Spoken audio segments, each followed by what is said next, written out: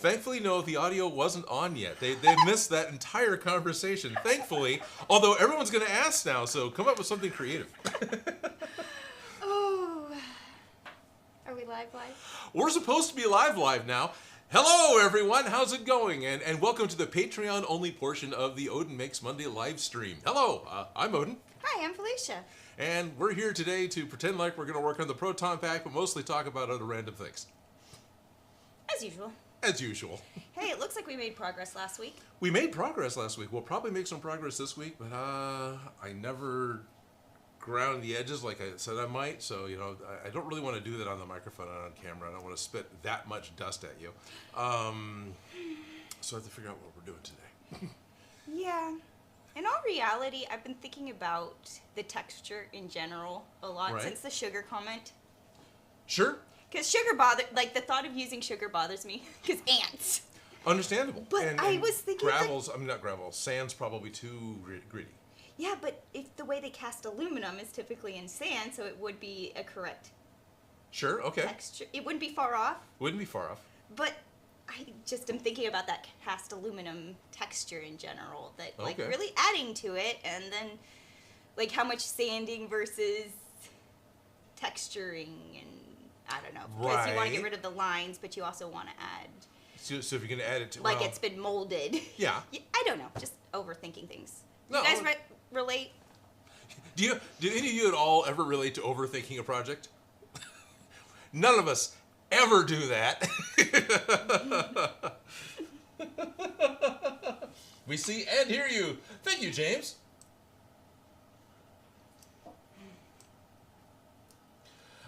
Skybite's here. That's a new patron that just joined last week. So, hello, Skybite. Thank you very much for jumping on to my Patreon. I appreciate that. Welcome. Yes, and welcome. What did you say? What did I say? Last minutes to pick wedgies before we go live. And I was explaining how I have no shame. It is part of my job to pick other people's wedgies as a stylist on set. And we were laughing, and I was like, oh, shoot, are we live? That's what was going on. Do you want to give anybody a tiny bit more context? It's not like you walk down the street and just grab wedgies out of someone on the public roads. No, but I work as a stylist. I watch cameras. You know, a bra strap slips, somebody gets things, colors move, actors need to stay in their place. Sometimes I just need to run up, tweak, and run off. Quick wardrobe check before the cameras roll. This is all in relation to shooting, by the way. Yeah, just filming in general. Yeah. So that's typically my job, making sure things look... Yeah. Anyway, so that's what we were laughing about. Completely out of context. I was like, oh, are we live? Are we live? And I believe the Olympics also fit into that as well at some point. Which I think is what spurred the whole thing. It's unitards, leotards in the Olympics. I was just talking. I have no shame. I did gymnastics, and I'm like, Olympians, gymnasts, it's just the way a leotard works. You just gotta pick your wedgie and move on. Because they're actually doing that when they're getting up to start their routine sometimes on camera, right? I mean, it's just part of... Poor girls, there's cameras everywhere. There is no place to just comfortably handle your business. You can't go scoot up against a wall, do it, and then come back. Yeah, anyway, that's what you didn't hear. Yes. We were talking about wedgies. We're talking about wedgies. Mm-hmm. Hello, well, welcome to Odin's Wedgie. Oh, lordy. All right. We were on step 12 last time. Lee is asking, did I miss the wedgie part of the initiation when I was in the studio? No.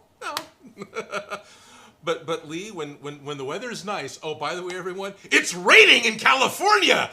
It's raining, it's pouring. Yesterday it was sunny and we were swimming, so... Right, exactly. It was 80-something degrees on Friday and Saturday. No, it was on Friday. It was 80-something degrees, and today it's raining. Yeah, yesterday was gray and windy. Yeah. It wasn't cold. It started out warm, and then it got colder and colder. So it was lovely, though. Lee, when it isn't raining, you are welcome to come by on the Monday live stream, even when Felicia's here, because Felicia really, really, really wants to meet Miss Piggy. I am a fan of Miss Piggy. Yeah, big fan of Miss Piggy. Mm-hmm. I didn't have a teddy bear when I was a little baby. I had a little Miss Piggy and a little raccoon. Oh, cool. Yeah, like I love Miss Piggy. She's my role model. All right. Yeah. Very cool. Apparently, Lee's got a number of clothes for Miss Piggy. Of Of course you do. Got it. You can't just not. Duh. So say my Miss Piggy built in an outfit, the little bonnet thing or whatever. I still changed her clothes. Of course. Dillsbury remembers the initiation of being at the studio. Yeah. Blah. I almost said it right. Hello, Dillsbury. Okay. Yeah. Great. He says, you got it, Felicia. I'll make plans to bring her in. You get to be one of your heroes. I'll bring my Miss Piggy paper doll collection. Oh, there you go. Yeah. So Super cool. I'm seeing LEDs coming up. I don't think we're fully there yet. No, we're not there for LEDs yet. But we got to start figuring out how we're going to put in our components and get things to stick Somewhat. together. Yeah. I still, yeah. Yeah. Okay. But there's things... I'm not giving you a full sentence. No, but I can see the hamsters turning the Oh, wheels. that's good. There's some soldering and some LEDs going in. I can appreciate that. I've got programmable LEDs, so we can just... It would take some time to solder together 8 sets of 4 LEDs, I think it is. It's 4 per cyclotron bump, right? Or is it 3 LEDs inside of each circle? And then all we need is a wire coming out, and then that can be hooked up to the microprocessor. So it becomes, we can put the LEDs in place, and they're not going to change because they have to be LEDs. Does that make sense? Yes. Okay. Will this affect any of the future programming? No, because the programming is done all on the chip. Okay, that's So the as long- Baconics people. And that's the Baconics people. And so with the chip, it needs... It just needs to know what output this string of LEDs is on, or what output all the LEDs are on, because they can all be on one. And then you tell it, the chip looks at a string of LEDs as, here's the first one in line, here's the second one in line, and here's the third one in line. So we can tell it the first 6 need to be blue, the second 6 need to be green, the third 6 need to be yellow, and it'll do that. And so we can program in whatever order, wherever. And with Baconics, you can visually do that. You can actually scroll with your mouse and it'll light up LEDs on the thing while it's sitting there. So it's not like I have to write down the order where the LEDs are. I can actually So just if do I it. want one of those really cool light up ball gowns where you can have the lights change, Yes. like the Christmas trees. Like the Christmas trees, or like the I Feel Love dress from the Blue Man Group stage show. Yeah. Yes. Like the Baconics people's stuff and microprocessors can totally do that. I want a Cinderella moment. Ah, okay. Wow. You know, where the lights go. Oh, yeah, and yeah. they're getting to the price point where it's not unreasonable. Right, they so, are. just saying. Yep. Technology. So, we're not quite there to putting them in yet. Okay. Because we have to get them. I think... Do you already have them? Yeah, I've got rolls of it because the way it's manufactured is they're just built on a roll. All it is, it's an LED that has a positive, negative power going into it and a single data cable. And so that data cable is what all the everything works. I love that things are getting easier. Oh yeah.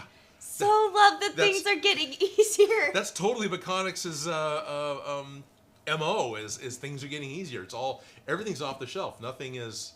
They are program only. They're not using specialized equipment, which I think is really cool because that cuts an awful lot of money out of. Skybite, we can build it. We have technology. This is why I love unintanium. It's just the placeholder until we have the technology to fill it in. Sure, and this is also why I love 70s television references, is because I know not everyone gets them. Me? I totally missed one. Well, did he say it? He says it. Okay, so the reference would be we can rebuild him. That would be the proper reference. Oh. So maybe 70s TVs tainted my brain. It's a bit different, but.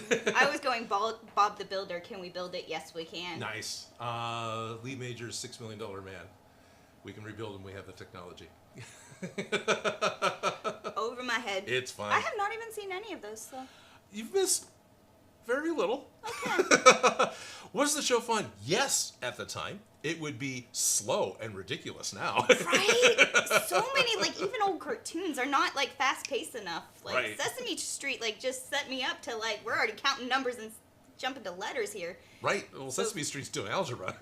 Well, I'm just saying they have the commercials of education, so it's just attention span jumping to topic to topic to topic. Right. And if things aren't jumping at that pace, my attention's not necessarily held. Does that make sense? It does, and they were doing that, and Sesame Street was doing that in the 70s. They had short lessons and jumped to the next lesson, yeah. Yeah, that's one of the arguments against television. We did in one of my debate classes in college, we did a thing on television, if it's good for children or not. And in all reality, it's like books. Are books bad for children or not? It's what you're consuming. It puts ideas in their heads. But one of the biggest arguments was the rate of change in order to keep their attention. Gotcha. Just an interesting thing. And it's like, yeah, I get, like, things aren't, if they're not fast-paced now, sometimes I'm like, can we just speed it on? I want a 5-minute video, not a 3-hour video.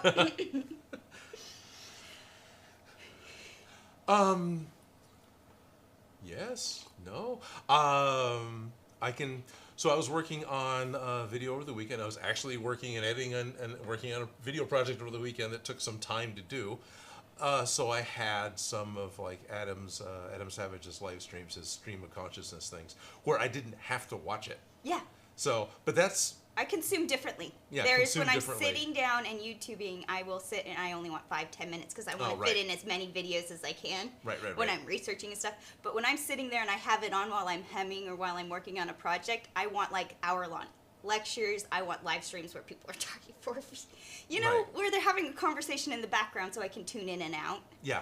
It's just different ways I consume things. Fair enough, yes. But...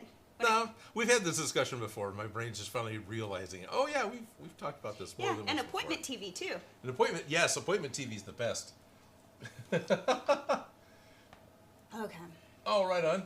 Jury Props posted Miss Mary Mac's postcard he received in the Discord chat. And then here's Strict Aphid brought up, there's a $6 million man.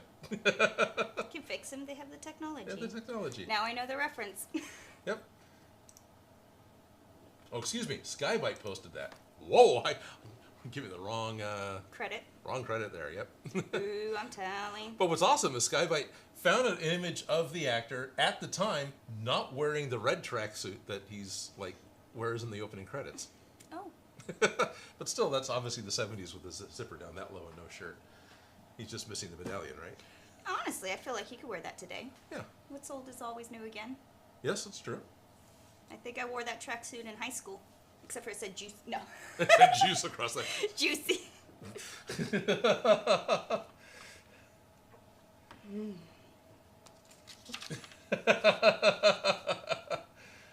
They were talking about temperature in the chat.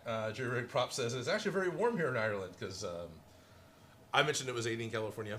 Chloe Incarnate's like, it's 30 degrees here. Well, it's actually very warm here in Ireland. It's 16 degrees Celsius. It's almost hot as hell in Ireland. Someone else complains about having to do math. That means it's 47, which is hot in Ireland. Honestly, I hope I go to, so at least I'll be warm. I did not do cold. Ah, yes, of course, Lee says, I had the $6 Million Man action figures as a kid, and I loved it. Yep. They were 13-inch tall, I believe, fully articulated, basically Ken dolls. Okay. They were the large-scale action figure, because in the 60s they had the G.I. Joes. Yeah, G.I. Joe. That's the size they were. So in the 70s they had the $6 Million Man, but he's a little bit bigger. And, I think Barbie could still be into that. Oh, probably. I was always into those alternative action. Like, I had Max Steel and Action Man that my Barbies dated. Very good. Because Max Steel had the hair. 90s. Hair. Yes, he did. Oh, yeah. And then I had plenty of just trans Barbies because I didn't have enough boys and girl ratio. It was always too one-sided or the other. Anyways. Fair enough. Yeah. But yeah. He would have been part of the team. Yeah. $6 Million Man. $6 Million Man, for sure. He could be slightly bigger. It's okay. Yeah. It's inclusive, I suppose. It's inclusive. We have lots of pieces. There are lots and lots. We never did put all these parts on, but those are still coming up. Yes. We don't need this. I'm going to put this filter in with the stuff. That's fine. Look, it'll disappear because it's going in the blue one. Oh, yeah, it will. These are all done. Were we doing something with the done ones? Okay. That has this folder. Yeah. I got someone in the shop who's organized. Oh.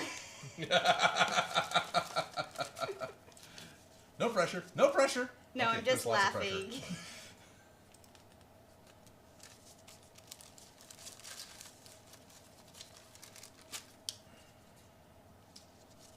What am I trying to do? Oh, I'm trying to open up the chat on my side so I can see the chat too. My channel.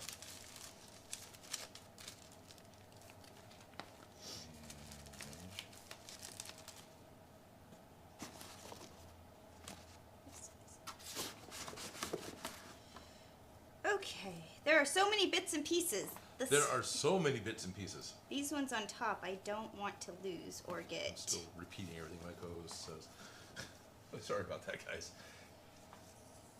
I don't think anyone cares. But I've been called out on it. It's okay, we're just live. We're just live. Yeah. So we are good. Of course, I did it again. Right then. About chat. There we go. Now I can have. There we go. We don't have enough space. We do not. But we had more catering come by, so we have another box. Because we're going to need to actually start separating boxes here pretty quick, too. Right. We have like 2 of each. 2 of each. Got a thing. And a thing and a thing. These another things thing. are the bases, so if we put these. Which way's top? Did we mark I think. this way, correct? Yes. I have a reference image right here. Yes. Which one of us is organized? Which one of us has been awake for longer than 15 minutes? Me. Neither.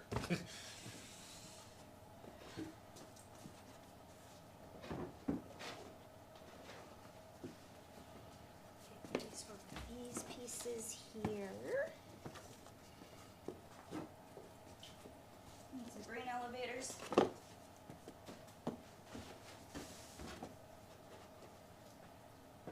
Thank you.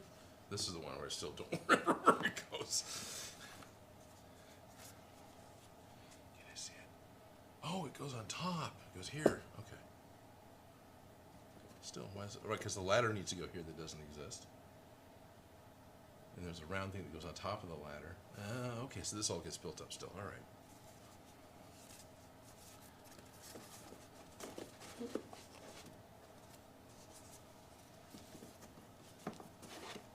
I have not scrutinized the Ghostbusters props to the level of, like, say, Star Trek props, so. Well, I think I always was visually forgiving of them going, you know, they're constantly changing and moving and Yeah, there's lots of parts. there's lots of parts. And the more Greebles, the less into the details I just go, I don't know. Right. I'm making stuff up. I really am. Well, there's lots of parts. They actually change a little bit. They literally customize packs in the movies, so it's not wrong to customize packs as a Ghostbuster.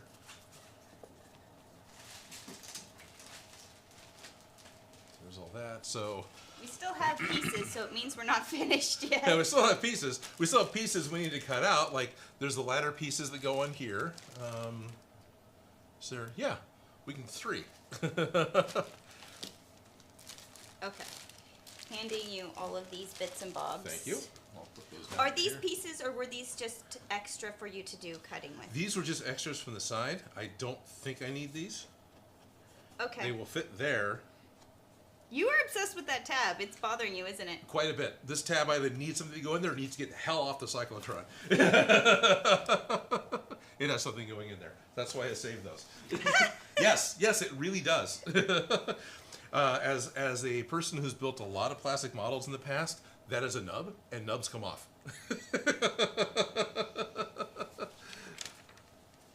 Okay. Nubs are the little tail end of plastic stuck to the side of the part you actually want as you break it off the runners that are required for manufacturing the parts.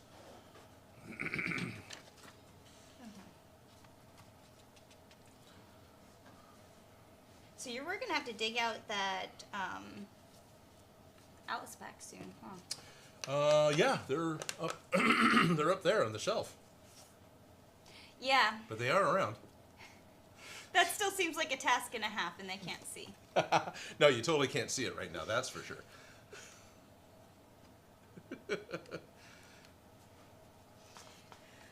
All right, so a lot of like we can grind, we can LED, Right. we can cut out more pieces. Our options. Yeah, because it's like following in direct order or varying from the master plan. I'm Gotcha. always for varying. That's I'm fine. flexible in Yeah. what we want to work on because there's things I want to do and things I'm not ready to do, and I have to mentally get myself there to do. To do it, right. So, I know we're talking about the LEDs when I talked about at the beginning need to go into this piece. Each of these need to have a little LED disc put into them. It's already going to be difficult to do, but we can go from the back. Okay. Even if we have to cut this whole piece out, that's not going to change the structure because this is what's giving support, is this inner wall. And that inner wall is slightly smaller than Then the yeah, outer wall, than the so outer it's wall. not going to Right. affect. So it's not going to affect integrity, and we'll still be able to get in here to do the LEDs. Yeah. We probably want to put the LEDs and anything else we want to put in here before this goes on here. No, 100%. But even to that effect, we can make an access panel, and Okay. So we we probably should start figuring out our LEDs Probably. already. yeah, Okay. and maybe yeah. I will respect the expert. Well, it's one of those things that I'm willing to live with some regret and work around. Because we're not planning ahead on this at all. We just barrel into it every Monday. Oh, every time. But that's how we kind of approach every project. Oh in yeah, general. it kind of is every. It's a secret. Don't tell. I got up at a good time. I got in my office. I got some tea going. I watched YouTube for a while. I realized it was 10:20. And it's like, oh well, I better go start getting stuff ready, and then you pull up. So yeah, that's. Yeah. Yep. And I'm here. Yep. I made Hooray! it. You made it. Appreciate that you made it. So. You've braved the liquid sunshine. Right. It was definitely raining and pouring. Uh-huh. I don't want to glue things together because I really want to play with bells and whistles, and I don't want to be trapped in Okay. having to cut into access points. That's fine. I think there's a lot we can still avoid, but I'm hyper-focusing on just these LEDs. Yeah. Unless I'm remembering wrong, they're the only LEDs that go in this piece. I know, but I also want to stick a rumble pack in Okay. because on just thinking of Ben Edie, of what he would put Yeah. in a pack, rumble pack was on top of there, and I'm like, that's the most tactical experience of the pack, Sure. so I could completely get. Okay. So So how literal do you want to be on that? Do we want to get like the old school Nintendo 64 rumble packs and wire them up? So I don't think those would give enough of a rumble. No, it wouldn't. I think an offset drill would do better. It would. We can probably just get fairly cheap the old school gold motors because all we need is offset Weight. Yeah. In a rotating motor to Right. really just Yeah. probably here Okay. in this portion of the pack. Just thinking of where you're gonna wait. If you're putting it in one of these things, it's just gonna shake. Sure. Like, and I also, feel- that's probably not where it really should go. Right? If there's something cyclotroning. Cyclotron. It's a cyclotron in here. Okay. Just thinking of where the machinery is going to really affect. I think this part is probably where we're gonna have to. I am totally going to completely agree with you on that. Either that, or if you wanted to do the old school, like Nintendo 64 remote ones, in the wand. Right. Or something else smaller. But yeah. Yeah, but Because just the wand should rumble too if it can. Yeah, have a separate Yeah. rumble plan. Rumble plan, yes. Rumble plan. Separate rumble plan. Yeah. Yeah. So, yeah, I think we should probably figure out an access point. Start Okay. kind of getting those LEDs, figuring out what they're All right. going to do. Do we need to put any plastic in there? Do we Oh, need yeah. to? What we'll need to do in order to make the LEDs work and make them work well with, say, rumble packs, since each one of these gets an LED into it, we probably want to have a wee bit of pipe that goes behind these, like a film canister, but something a little more controllable and gluable. So the LEDs go on the bottom of that, the pipe behind this, so when it lights up, only this part lights up, right? So could we do like a metal pipe so it's reflective? Yeah, if you want. Interior. If you want to put metal in here, we can. We can just spray it silver. Yeah, I'm just saying reflective aluminum foil. Yeah. So that when the light brights, everything kind of lights up. It pushes the light that way as opposed to leaking everywhere. Yes. Light leaks. Light leaks, they're a thing. Yeah. We can. I don't think I have enough flashlight bezels, but we can always put those on too. Those little domes that kind of. They're not as common with the LED ones as they were with the old light bulbs, but. Because I think the old light bulbs needed them. Yes, they did. Yes, they did. But we can, any of that stuff we can do. So, totally. Okay, so that's probably the problem we should work on today. Is you just, want to work on that? Okay. Just figuring out this. And then, Stupid Monkey says, I would put it up at the top so you'd feel it between your shoulders for the rumble pack. No, I think I would still put it here. I can get that, but I think in the pack, I can't name off. Go ahead, channel 3 again. Well, hit cut. There you are. I can't name off all the parts. I know this is the Cyclotron, right? This is a power source, I think, right? And this is a box that's got the blue lights, the grain elevator. These things, I feel like, don't have mechanical generators. The Cyclotron, I feel like, has a mechanical generator. So I agree with Felicia that this part needs to be the part that makes the vibrations, because I think this is the part that does. I'm going to go to camera Go ahead. And then just say we have a reference image here of all the things that are probably going to rumble. Right here or possibly here. Well, I'm just trying to remember what the parts are, right? Yeah. Canonically, even in the fourth movie, third movie, Ghostbusters Afterlife, this part visually had a motor in it or a mechanism in it. Whereas I don't necessarily think these parts up here do. Yeah. Well, I'm seeing an exhaust hose, so I'm seeing that there's possibly a fan going on. That's why I would put a rumble pack up here for that, but this is going to be the heaviest. I see it as a power conduit. You see it as a power conduit. I see these as power, where I see that. Anyways. Yep. No, it's all fine. Yeah. I don't know. I look at a car. It's just a bunch of hoses. It's a bunch of intestines. It's the inside of a beast. Well, my dad's a mechanic, and I just had car issues, and we had a hose that was sucked flat. Right. But of course, of all the hoses, it's the one that connected underneath the thing, and so we had to rip out half the engine to access Get to the one hose, right? To replace it, to put it all back together, and I feel like that's what this looks like to me. Just like, yeah. Okay, so we need to access this hose, and it needs to be connected, right? Yeah. So, that's what I'm thinking. Okay. Yeah, now we're back to, like... right, now we're back to... I'm not great at switching. I've got a gizmo. Gadgets and gizmos? I got a gizmo. So this relates to switching. This has nothing to do with Proton Pack. One of the good friends here at the Media Center brought by a thing called a Stream Deck. This is a 6x. It's USB controllable. Basically, there's a little LED panel back here, so you can totally customize your buttons so they look like what you want to look like. Effectively, this does macros that control things. So in theory, if I get this working with the same computer that's running the switcher, right, or some other way, I might be able to switch them over here. I might be able to have this, and I can just go 1, 2, 3, 4, and it'll just hard cut to all of them. And then you still have that control over there. Yes, when we have our stuff together. When we got our stuff together. Eventually. But yeah, and Graham swears by these things. So, and he's totally excited to come down and help me set it up. So I need to let him do that because yeah. Yeah. Stupid Monkey says the Cyclotron would likely be the cause of the vibration, but because it lacks weight to force the bottom of the pack against your lower back, so if standing straight, you may not feel it as well. Yeah, it's not going to really affect you as much if it is right in that position, but honestly, if you have some weight, I don't know. The whole reason we're doing this is we don't have any weight. Right.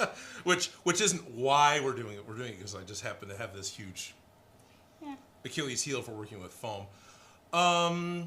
Stupid Monkey's right that it may not transfer to the body as well, but I'm still think it's going to vibrate just fine. I think it's going to be in the right spot in general and look cool. Yeah, I think it's going to be. I think you'll still feel it. Skybite says it looks like the cyclotron part has a brace, so I think it would make the most sense. That is where the motor would be, and the brace holds the pack together due to the rumbling. So yeah. The brace reminds me of the thing that holds on my old spare tire. Yeah. Okay. LEDs. You said you have stuff. Do we need to kind of put the rest of this back into, get a second box and keep these parts out? Probably. Okay. It probably wouldn't hurt. There's You said you had new catering boxes. I have, yes. So we can separate it since they are in 2 packs at the moment. They are 2 packs at the moment, so Yes. Keep them that way for now.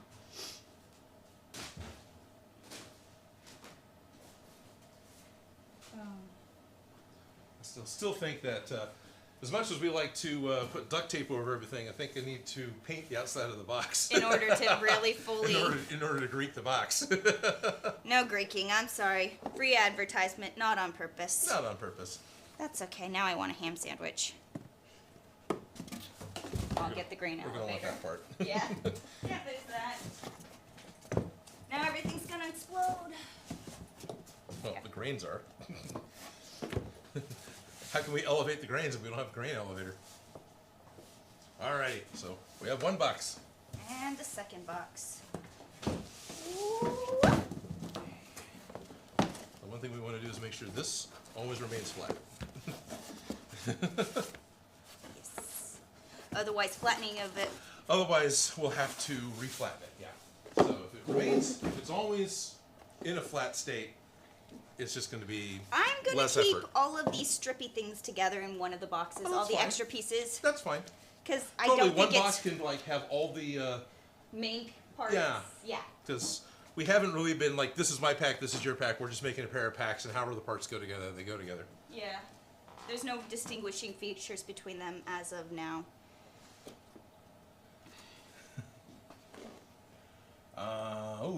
Somebody say cat toys? Who's talking about cat toys? Uh-oh, wait a minute. I think they say that you need more any cat toys going into the Proton Pack build. You gotta find gotcha. a spot for cat toys. And then Stupid Monkey says, agreed, Jerry needs more cat toys. Cheeseaholic 42. All the cat toys.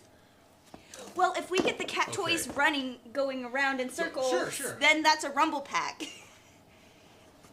Let's see. Yes, that would be a rumble pack. Like cat toy ball bearings. Because why not?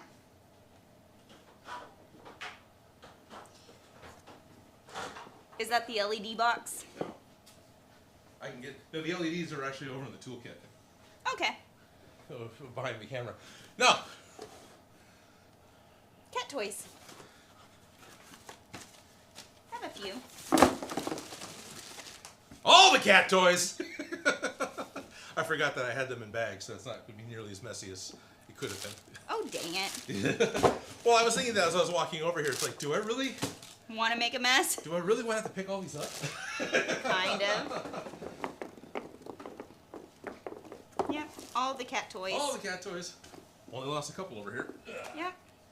No Toby and Bruno to fetch them for you. They would have eaten them. They would have eaten them. That's one thing I always have a concern with these EVA foam pet toys. It's like, don't they eat them? I mean, cats don't as much, but... Cats don't as much. They do bite them. Right. Oh, interesting. This one's pink, and it's also a different size. Yeah. It's a wee bit bigger. So that changes your cat toy calculations. Ah, frickin' metric cat toys. All right. All the cat toys.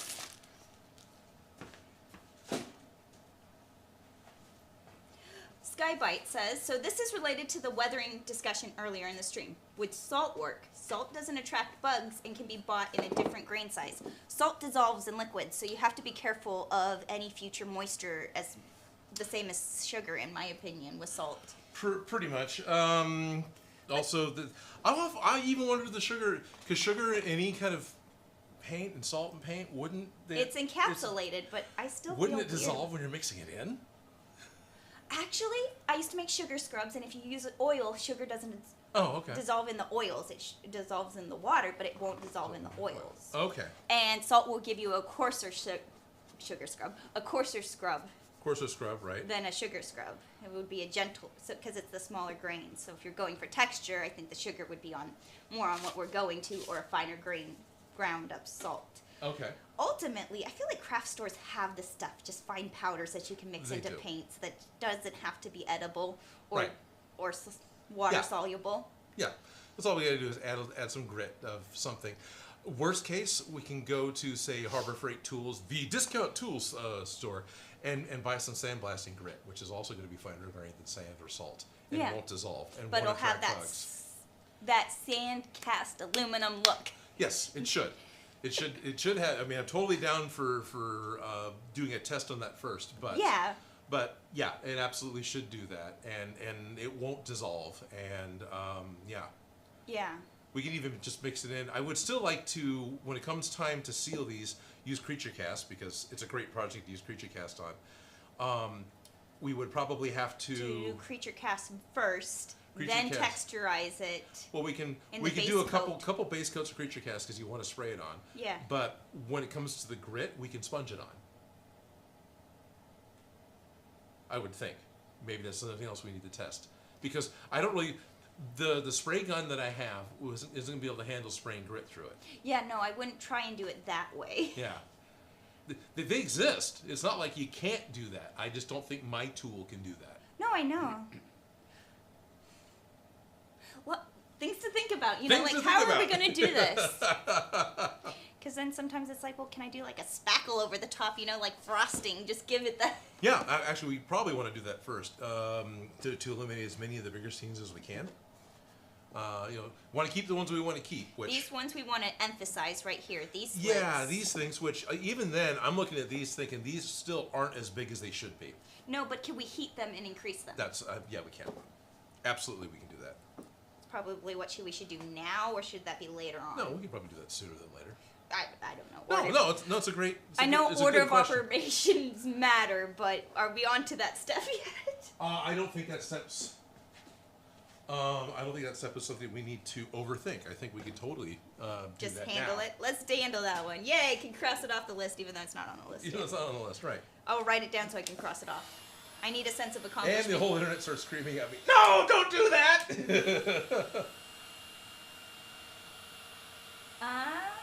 That's very possible that I did the instructions wrong. We were supposed to make V grooves, but it doesn't look like he does that in the video. And no, it doesn't, he stacked the things and you did it. And does a single cut. Yeah. Waiting for Lee says, could you just use one of the textured aerosol paints? And that's basically what we're trying to do. Right. We totally could. I thought about that too. Like, we could totally spray those truck bed liner if we wanted to, but it would look like truck bed liner. Yeah, and hammered aluminum looks like a spray painted hammered aluminum. Right, there's hammered aluminum spray. There's also there is a textured paint, probably what he's talking about, that I remember from like an old safe toy that I had as a kid. Yeah. That had this weird, super fine crinkle type of texture to it. And it was very much a baked enamel. Yeah, they also have the speckled kinds where it looks like it has the sand already built in the spray paint. Yeah, like Flexstone? Yeah, but it looks like fake stone and it looks like spray paint that we're used to. So if we're trying to go for a cast aluminum look, right, I think actually adding some grit. Okay. Some solid grit would be more of the look than. I'm definitely picking up that you're very much in favor of adding grit to the to the paint. Want it to be gritty. Want it to be gritty, which is fine. I don't care. James Allen says you can sponge on Creature Cast like with paint. I know, but I think you want to get a smooth layer seal first with spraying it, huh? Oh yeah, I think I'd want to spray it a couple times first, because as I understand it, you need to do a couple of coats with the Creature Cast. So we'll probably want to spray it a couple of times, and then we could sponge the texture on. Then you could also, vary it and make sure you have a little bit. Not just couldn't vary it anyway. That took a while for this thing to heat up just to get one done. Well, once it's hot, then it doesn't have to reheat up. No. Which is nice. And I still really appreciate that the battery-operated heat gun doesn't get hot enough to burn the foam. I really appreciate that. Thank you. Thank you, Ryobi, for making a portable, easy-to-use heat gun that doesn't burn my foam. So if you want one that's going to burn, get one that plugs in. Right. But for foam, this is great. Right. Yeah.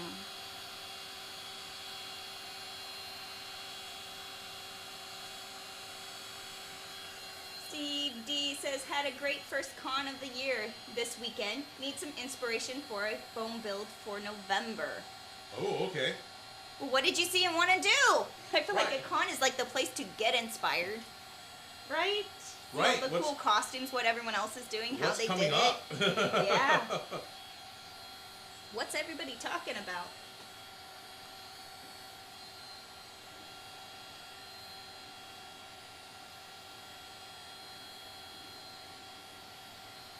Did somebody build a gingerbread house in Minecraft? Yes, Shady built a gingerbread house in Minecraft. In fact, he's kind of in a Wyoming-style painted desert area, and he's got a whole Christmas village area. So we went in and laid snow down, and he's got like frozen ponds with fish under them, and yeah, he's got a Very he's got a winter LA, village. no. Yeah, very LA.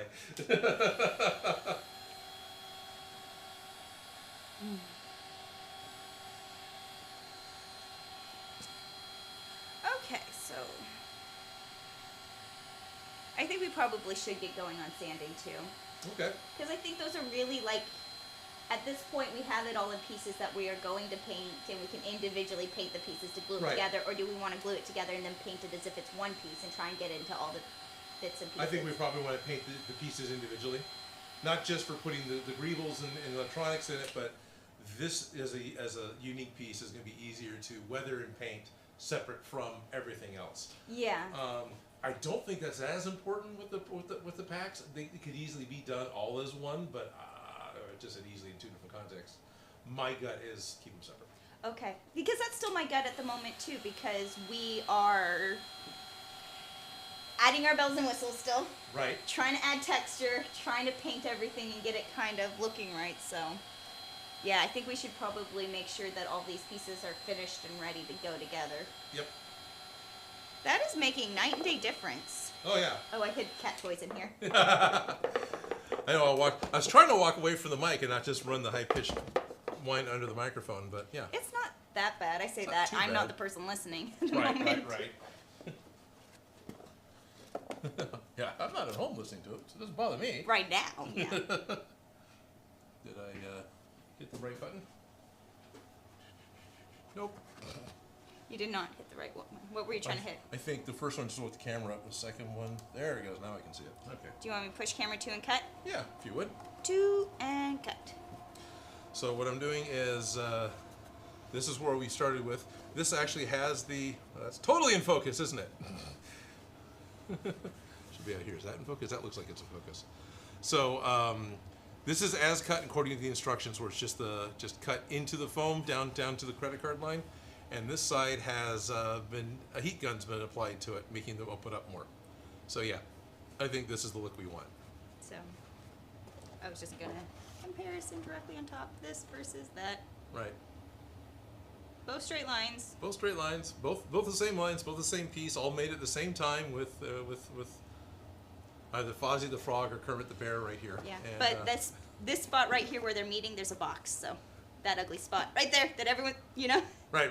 that I just can't deal with. That's gonna get It's covered gonna up be with covered something. with the box, so nobody's gonna. Yeah, I know. My eye instantly goes, but there's a flaw. That flaw's not. This part obviously is supposed to be hidden. James Allen says it wasn't bad. It sounded like a faraway fan. So Oh, okay. there you go. It's not the worst. That's good. Yeah, that's okay. We're gonna Dremel soon. Yeah. Can do them both at the same time and then just make it. Oh, we can. Yeah, we can Dremel everything. I think we really should, All right. but yeah. I think we're on step 12 going sand. If you want rounded edges, you do it with a rotary tool now, and that's the next step Literally on the what it list. says. All right. Yeah. Well, technically we did this step. Where's the pencil? I hid it for myself. So this is the step we're on.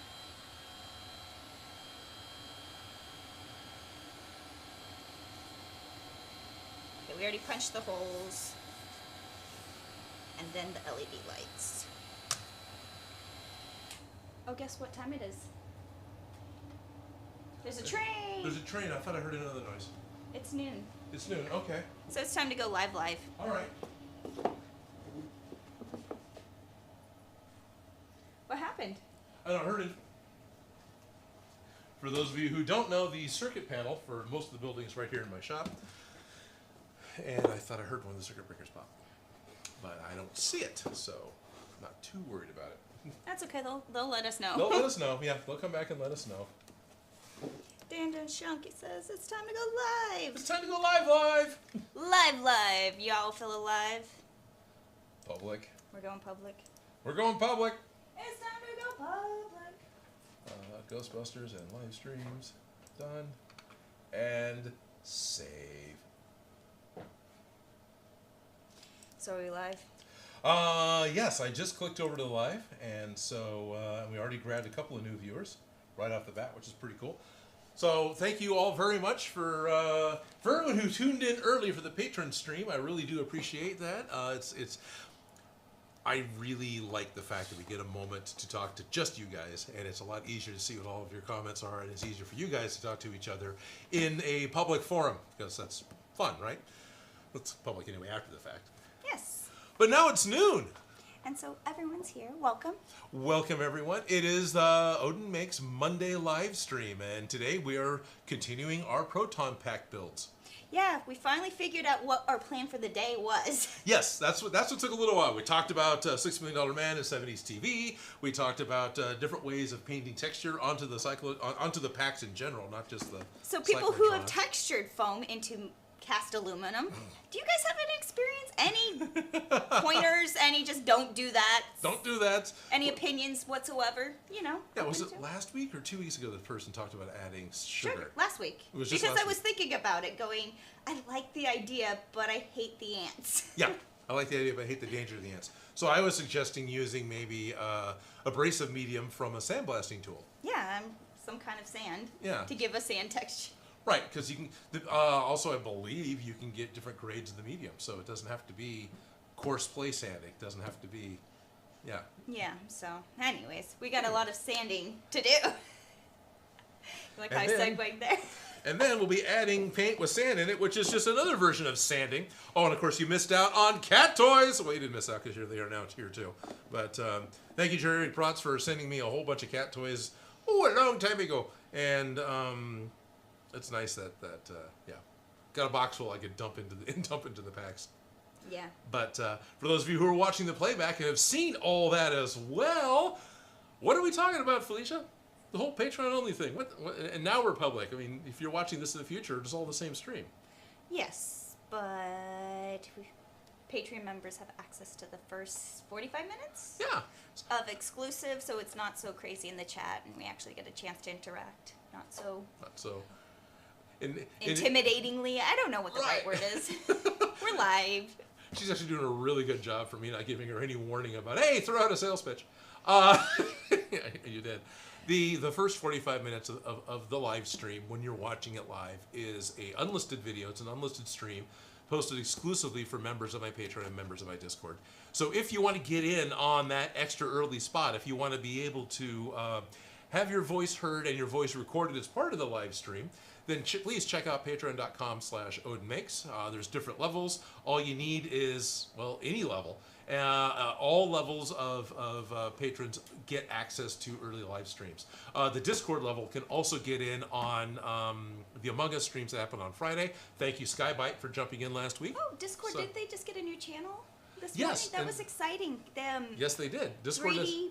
it's all about 3D printing help. Yeah, 3D printing help, which is a great resource. There's a number of really talented 3D printing people on Discord, and yeah. People ask questions about 3D printing, and it over my head, I'm like, ask someone else. So I am the 3D printer. It's a similar machine, but it's not a 3D printer. I'm kind of excited. Longers wants to send me their Ray 5 laser etching machine. So this is something that So could you etch metal? technically I think it does. I think So it's if we wrong. It's printed a out laser. all those number it's a, 17s and then add them engraved? Is that a possibility? Number number 17s. Yes, but number 17s. French curves. Ah, okay, Out those. of actual metal. It wouldn't be able to cut them out of metal. Not cut them out of metal, but if they were cut. If they were they cut. would be engravable. They would be engravable. I believe so, yes. Okay, sorry. Random project. That's all right. Putting you on the spot in front of I'm immediately thinking of the old, 70s brain. It's the plastic signs that's got like a bit of color on it. Then you come in and you just kind of cut it out. So you cut out the letters and there's a lot of panels and things that are still labeled with that technology. And so I was picturing a whole bunch of little red squares that say 17 on them. I was like, where are we going to stick those? I'm very particular in certain tools that I use. And one of my favorite tools is the number 17 French curve. But it only comes in plastic and I want it in metal so that I can use it for sharpening. Sure, yes. With sharp tools as opposed to just pencils. Yeah, for sure. But For sure. Anyways, projects. Future projects. Shady Dragon says, please drop some cat toys into Shady's scrap box. Hey, that reminds me, and I should do it right now because I'll forget again because I'm all about talking on the show and forgetting all sorts of things. On Etsy, 3 weeks ago, just the week before you weren't able to be here, right? Like the week before you weren't able to be here. Somebody bought a couple of the Odin Makes stickers on Etsy that I posted, the new Mecha Godzilla ones. And then asked, hey, can you have Felicia autograph one? Would you be willing, now that you're on the spot and live in front of everyone else, to help me autograph a couple of stickers? Thank you. And then maybe we should autograph a cat toy as well. Now, do I have any down here? Wait, where's the silver Sharpie? I want the pretty one. As we both walk off camera.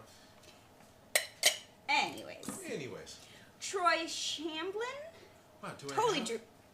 ruining names. Says, hello from Florida. Hello, Y'all Troy. are doing amazingly. Well, thank you. Thank you. I'm actually going to need to run upstairs. I've only got one unstuck sticker down here.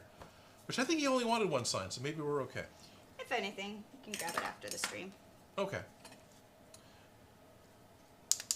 But, Now, I don't know how well either this pen works or how well autographing the front of a vinyl sticker is going to be. I got a feeling it's just going to wipe off.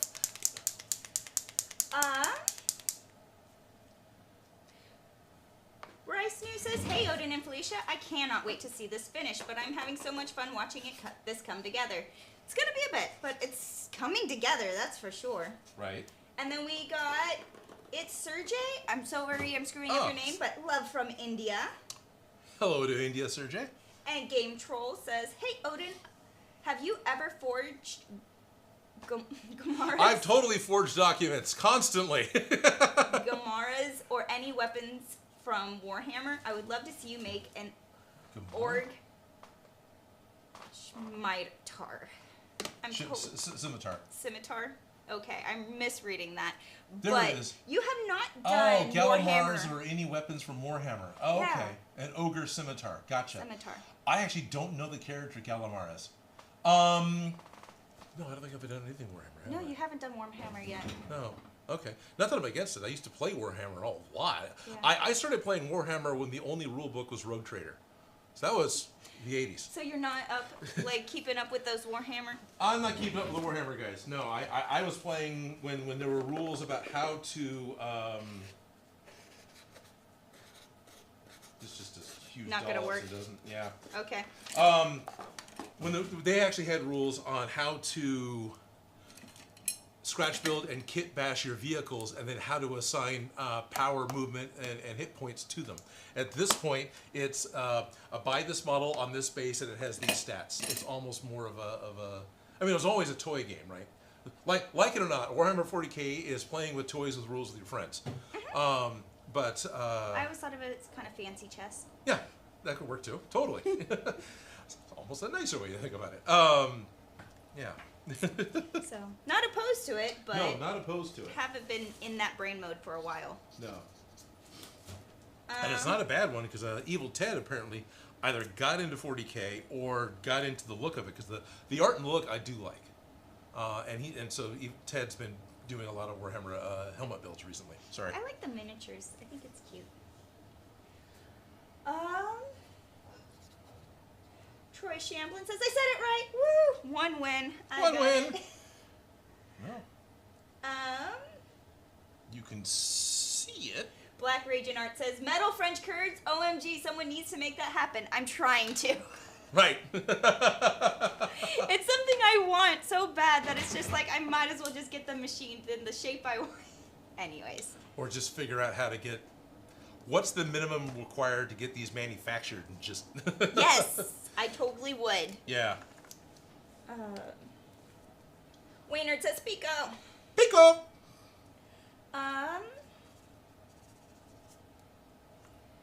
Chloe Incarnate says, Odin, I gotta send my battering back for you to sign, even though it'll be there in like 3 months, lol. I feel like you could print out a new one at this point.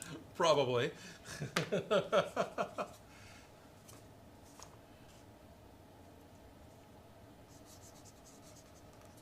Let me get a better one. This one's kind of sucks. Yeah. Yours was better. That's an issue I always have. The silver Sharpies are a little pen full of promise that delivers disappointment. There you go. Nice. Dillsbury says, man, I would love to see Odin Makes take on some Warhammers. Same with Monster Hunter. Yeah, Monster Hunter's pretty good. Yeah. Wolf Crates, hey guys, what are your favorite movies/shows? There's too many. Too many. Of the week? I'm really enjoying Miraculous, Ladybugs. Anyways. If we want to just kind of go real, basic, easy, go-to answers, Tremors and Star Trek. How's that? Am I strictly a Tremors guy? Oh, heck no. It's been years since I watched one of the movies. Am I strictly a Star Trek guy? I've actually watched an episode of The Next Generation in the last couple of weeks, and it's the only episode I've watched, a full episode of Star Trek I've watched, I think, all year. So, no, I don't watch them all the time. But Star Trek got me down the path of prop making as well as Godzilla, which I'm a huge Godzilla fan, a huge Star Wars fan. Yeah, I don't know. It's been a while, like, doing nothing but watching movies for the last couple years has made me go, Right. as many as I'm used to. I don't know. You want me to pick just one? Right. So, in general, I really like science fiction movies. I really like the movie trope of the fish out of water time travel story. So you got somebody who's time travel but doesn't know it. And I really like post-apocalyptic stories. I'm not sure why. I don't really want to watch the world be destroyed. That's horrible. And it doesn't make me feel good to think about it as a reality thing. But as a movie trope, I seem to enjoy it. You know, Last of Us, all the zombie movies, because every zombie movie is an apocalyptic movie. Mad Max, all those things, all the fall of society. That as a story trope, I seem to enjoy. But honestly, the concept sickens me. So I have no interest in it actually happening. Mm-hmm.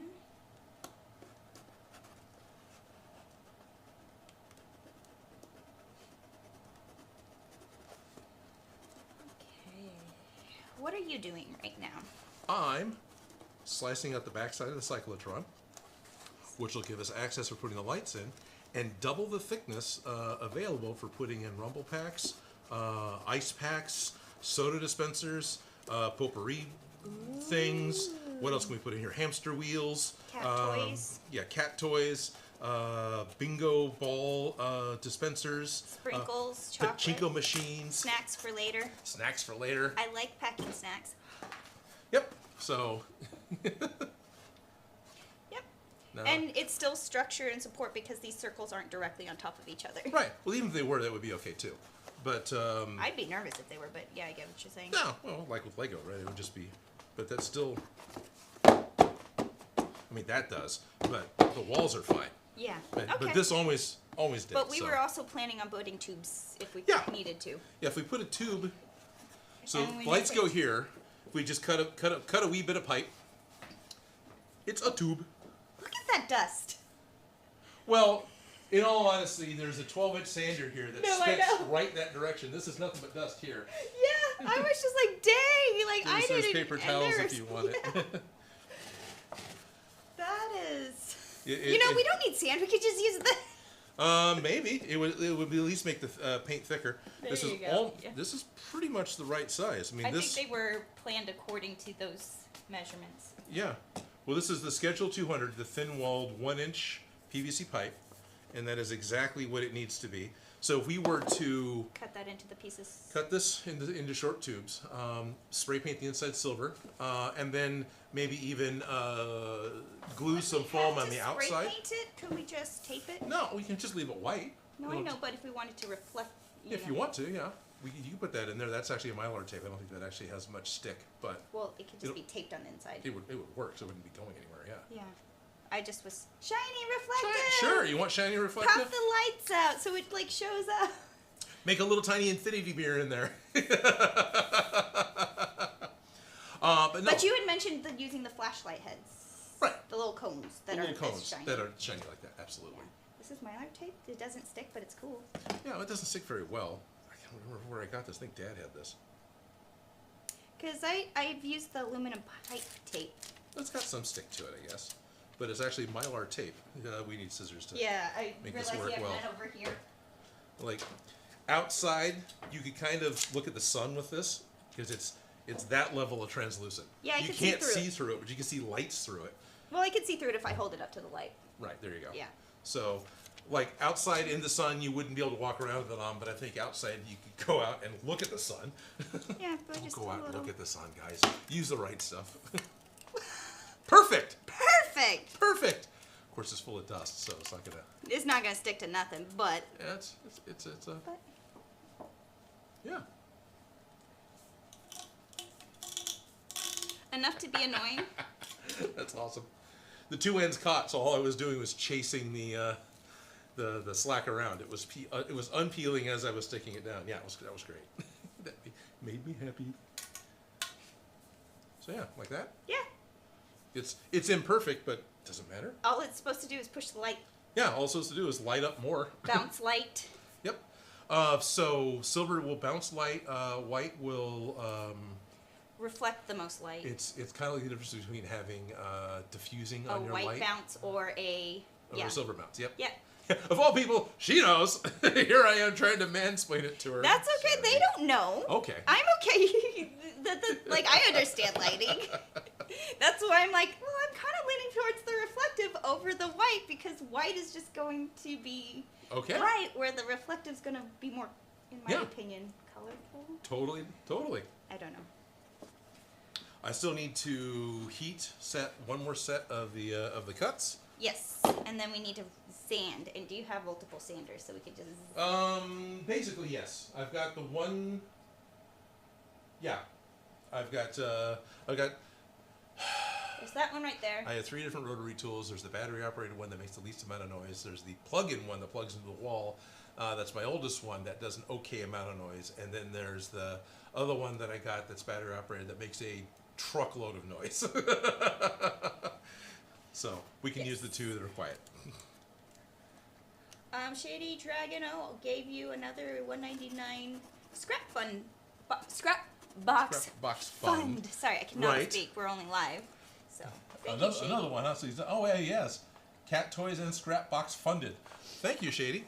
On occasion, through Patron, Shady has requested and purchased failed portions of builds.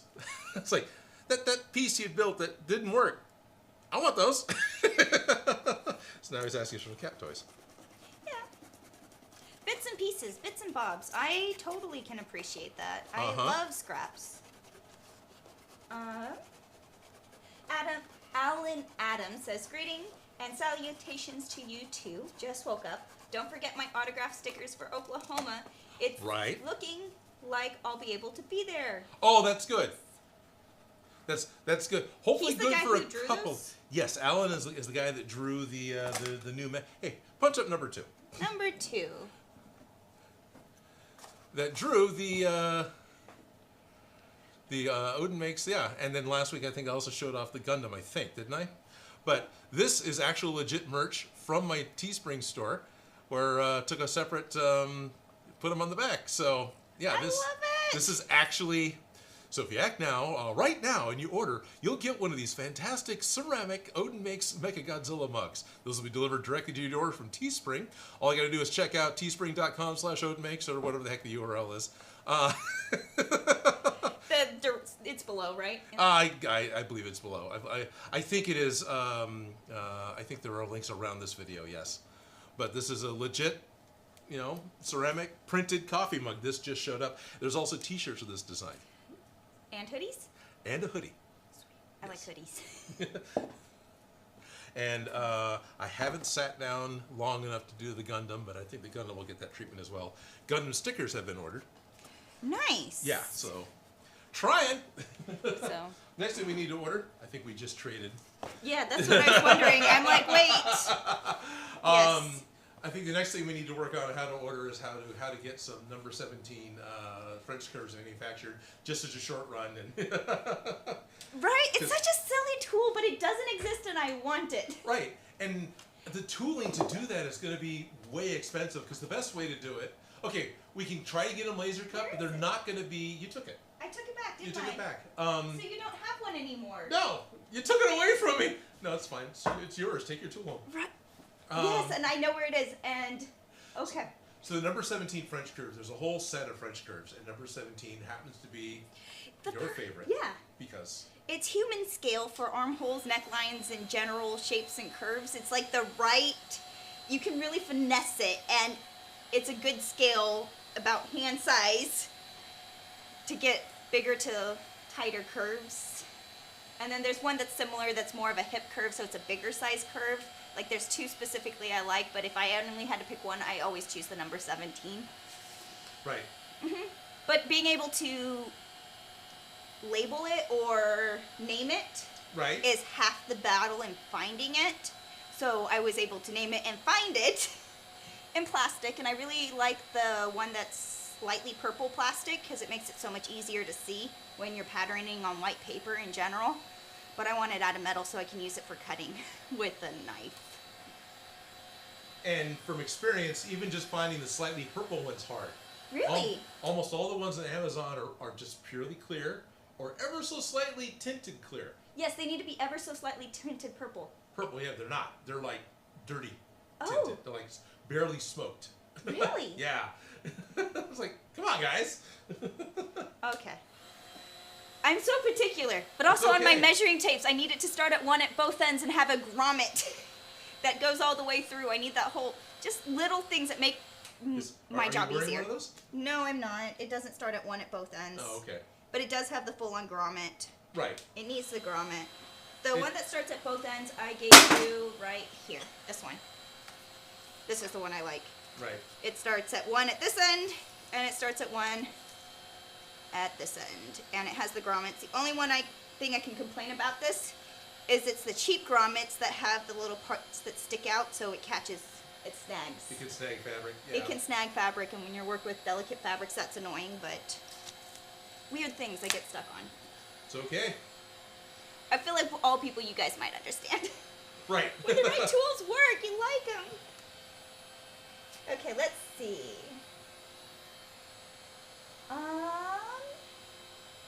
We got, hi Odin, greetings from Russia.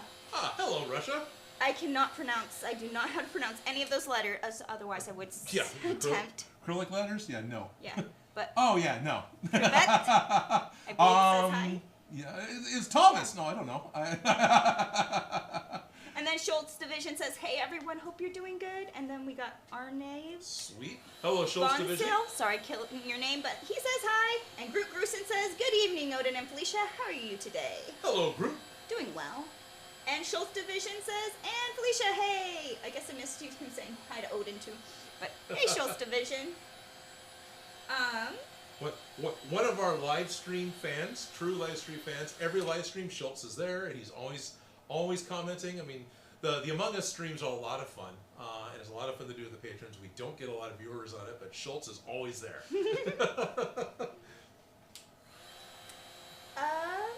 Groot Grusin's wondering, do you ship overseas? If you got merch. It's a Teespring thing. I don't actually ship out my own merch. I hope they do. If they don't... So the answer is, I don't know. You should try. I think it they do. might work.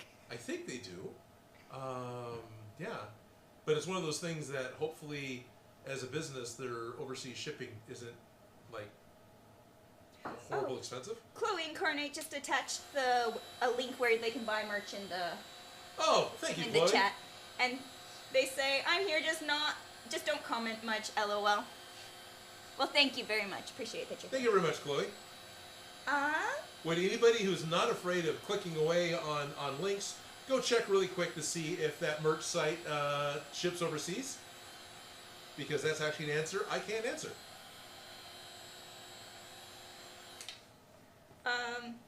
Jerry Rig Prop says they do ship internationally. I got loads of merch to Ireland, so... Right, duh. Thank you for checking on that. Duh. Go team! Go team! Thank you, Jerry. Forgot he's ordered shirts and all sorts of stuff. Yes. Now, as far as my Etsy sales, yeah, totally. As long as, like the stickers and things that I have on Etsy. Do you have any props up? I've got some of the older props up right now. I haven't put anything new up In a little while. Yeah, nothing. Yeah. Well, you haven't made anything new in a little while. Well, there's Sorry, that too. I'm jabbing. There's that too. I feel like next yeah. year for con season, just take it off. Probably. Well, RocketCon was great. I just got sick. And that derailed me really hard. Oh, heaven forbid you're human. Jeez. Right. But Mechagodzilla is going to WonderCon this weekend. I keep reminding myself that. So I'm going to be in WonderCon. I'm going to be in Anaheim this weekend. I'm just going to be walking around. I won't actually have a booth. But Mechagodzilla will be at the Hero Within booth. I will undoubtedly be at the Hero Within booth on occasion every day. But I will be bringing a bunch of stickers with me. And I'll be hanging out with a couple of good friends. So if we happen to run into each other, that'd be pretty cool. So if you're going to be at WonderCon, going to be in Anaheim this weekend, that'd be great. If you're not, and you're near Oklahoma City in another week, this is why we moved the streams to Mondays, guys. And this is why I say you need to take con season off. Right. Because it's hard to be a human. It's hard to be a human. I'm going to be flying out to Oklahoma City for Creators Con. The best place to find that is on Facebook. But Creators Con is a brand new convention that the fellow wanted to put on because he wanted one. And I get to be one of the 3 guests, which is pretty cool, for the very first Creators Con. This is what Alan Adams was just talking about. He is just close enough to make a big road trip to go out there. So we do need to get, I need to grab more stickers to make sure we get some signed for him. But I'll be flying out to go do that on the 8th because that's on Saturday the 9th all day with me and Stephen K. Smith, SKS Props. We've done a couple of his patterns here. And Evil Ted. All 3 of us are going to be there as some of the guests. We're not the only guests. There's a bunch of big-name cosplayers. There's a bunch of local cosplayers. There's groups. He's trying. It's going to be fun. I think so. I think it's one of those cons that almost has more plan than there is time, which is kind of cool. So you definitely need to pick what you want to go and do. Yeah. Yeah. Then. So that's Saturday the 9th. Thursday the 14th. Not even a week later. That's the CrockerCon. That's CrockerCon right here in Sacramento. Yeah. I want some crocodile Crocs to wear to it, but they don't come in my size. Crocs don't come in your size? Well, crocodile Crocs. Crocodile Crocs, excuse me. The biggest children's size is not the size that I fit, because I can fit children's size shoes, size 4 and up. Oh, okay. I get it. But they don't come in my size. I was like, I just like the Crocker Museum in general. I told you. So the Crocker Art Museum is an art museum here in town. They're going to have a pop culture convention. They do it every year that they're allowed to. It's a single night. It's like a 4 or 5 hour event, and they call it CrockerCon. And you're coming. Yeah. Or at least you're allowed to go. Yes. Joe and Ellis are also on the guest list to be able to go, but they haven't been able to confirm that they can make it yet. Oh, okay. But however, it is possible that all 4 of us will be at CrockerCon here in Sacramento. Yes.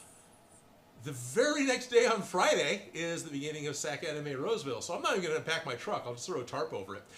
And, and I won't be at that one. I work on Fridays, so. Right. But that's Friday, Saturday, and Sunday out at the Placer Fairgrounds in Roseville, and I will be out there in whatever level they want. I haven't been told what size my booth is yet. I could have a 6-foot table. I could have a 20-foot booth. I have no idea. But all those putting together, and I'm already starting to get questions about other upcoming cons. So most of them are local ones I can get to, but yeah. So 4 cons in 3 weeks. Trying to get videos out, guys. I really am. Yeah, honestly, next year just accept from this time to this time. The videos won't be coming out, but... Well, also behind the scenes, we've had this conversation many times that I need to have a couple of videos in savings, like banked away, saved away, that can go up during a con, so I'm not trying to make the video of the week before it's due, which is all I've done almost the entire length of this channel, the entire history of this channel. I am delivering on the due day. You've gotten ahead like once or twice just to fall right back because, it's done. I get to breathe, and you breathe, and now you're or I went to a con and got sick or something and lost it. Yeah. So I'm hoping that like the laser engraver shows up, and that's something that can be an easier thing to do during that time, or that steampunk King Ghidorah model kit shows up that I can just do. I've actually got 2 different people now who are willing to edit videos for me. Lucky. Yeah. But I still have to get them built, still have to get them written, and that's still 80% of the work. And writing's the hardest part. And writing is the hardest part. Yep, so, Yeah. Stuff. Dang you having to be human and have, like, human needs. Oh, wow. What? Oh, Shady needs a trident from Minecraft, so he's trying to... Thank you. So he's doing super chat for items in Minecraft. I actually try not to do that because that's dangerously close to microtransactions, and that really doesn't make me feel good at all. Fair enough. Yeah, that's like, oh. There's where you draw the line in the sand, and that's acceptable. Yeah, so I it's like, we don't need to do that, Shady. That's just, but thank you. Speaking of which, let's grab some cat toys. Yes.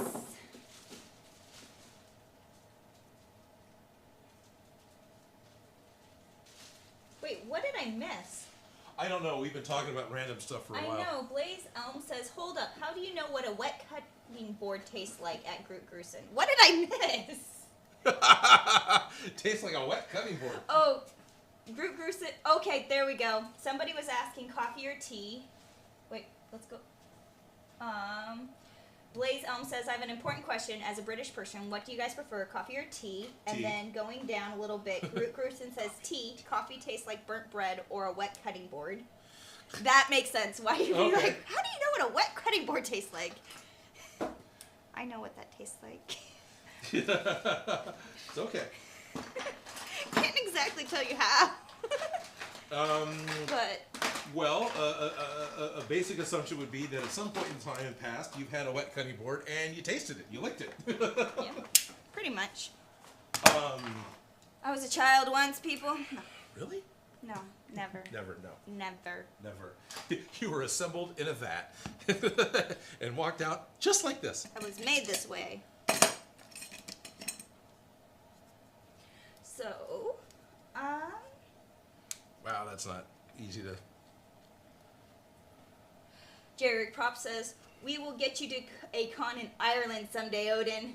That sounds like fun. Oh, I'd love to go to Ireland. Hey, Jerry, if I have to fly out to Ireland to a con, can I crash at your place?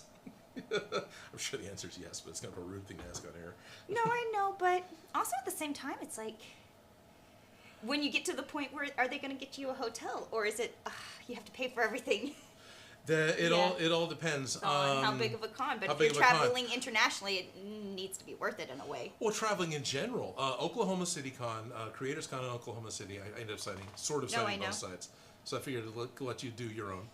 I was like, it looks like a bee. Looks like a what? A bee. Oh, it does look like a bee. I was just amused that it was yellow and black, which is effectively the colors of my logo. The most expensive part about cons is traveling. And one of the reasons why I don't do as many cons that aren't immediately in my area is I can't afford to travel to them. And then in addition to that, the single most expensive part of going to a con is the hotel accommodations, the place to stay. Airbnbs can be better priced, but they're usually match price to what the hotels are in the area because, hey, that's the going rate. So that's kind of why I haven't done as many. Why I haven't gone to some of the other bigger cons that are out there, because I can't afford the travel cost. Dragon Con is a fantastic, fun con to go to. The tickets, less than $100, which is a standard, 5-day con price, right? That doesn't strike me as being wrong. Dragon Con stretches out to be 7 days because the participants show up early and stick around late. Now you're looking at 6 days of hotel accommodation. So for less than $100 ticket and about $1,500 to $2,000 hotel accommodation, I can go to Dragon Con. Or Atlanta, Georgia. Yeah. Is it worth it? Yes, but I'm not quite making enough to be able to afford that on a yearly basis. I'm just trying to think of the 7 degrees of Kevin Bacon. I feel like I could figure out somebody I know who knows. Oh, I'm sure. But not that I want to have to, but just... Right. Like, That's occurred to me, too. It's like, who do I know that I can ship stuff to so I can go? But at this point, let's just diffuse the Dragon Con thing. It was so much fun to go to. SAC Anime Summer happens the same weekend every year. The two of them are planned both on Labor Day weekend, which is a 3-day holiday weekend, first weekend in September in the U.S. And one you don't lose money going to. And one I don't lose money going to. Yeah. Right. I know. I feel like the YouTube dream is you get a YouTube channel and then all of a sudden you're a millionaire. Does that happen? No. I got a YouTube channel and now I can support myself on it. Yay, that's something. Actually pretty cool. Yeah. Sorry. Bless you. So, am I a millionaire? No, but I no longer have a day job. Hey. Yeah. I have a day job. I love my day job, but slave to the man. Slave to the man. I do not dream of labor. I do not dream of labor. Yeah. Mm-hmm. So, the millions, I don't think my channel's big enough to do that. Right, I don't have a wide enough audience to do that. But I'm really, really excited, proud, and pleased with all of you people as well. Thank you for helping on this. Yeah, no, you have a very niche audience. My niche and audience it's very channel. Specific, and I think you really cater to them very well. Yes. And yeah, Can you tell I have a degree in marketing? Shh. And that the audience is healthy enough to actually support me. So I really appreciate that, guys. Yeah. And that's why the first 45 minutes of your live stream is exclusive for my patrons. It's one of the things we try to do. Brought to you by viewers like you. Odin Makes is brought to you by viewers like you. Thank you. Oh, yeah. Ben Lynch says if you're staying with Joe, you have to stay with me too as well. Irish Mafia. They have like they're doing custody with you, like they're having they're divvying it up, you know. Divvying it up. No, that would be kind of cool. Okay, for one, I would just love to go to Ireland. Period. Right. But to get a chance to couch surf in Ireland, oh, that would be awesome.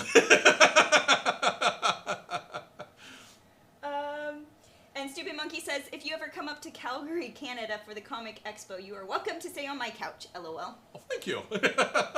Awesome. Yeah, Jerry Rig Props and Lynch. We can share him. That makes me funny. Yeah, it's like a custody battle. I get him every other Wednesday.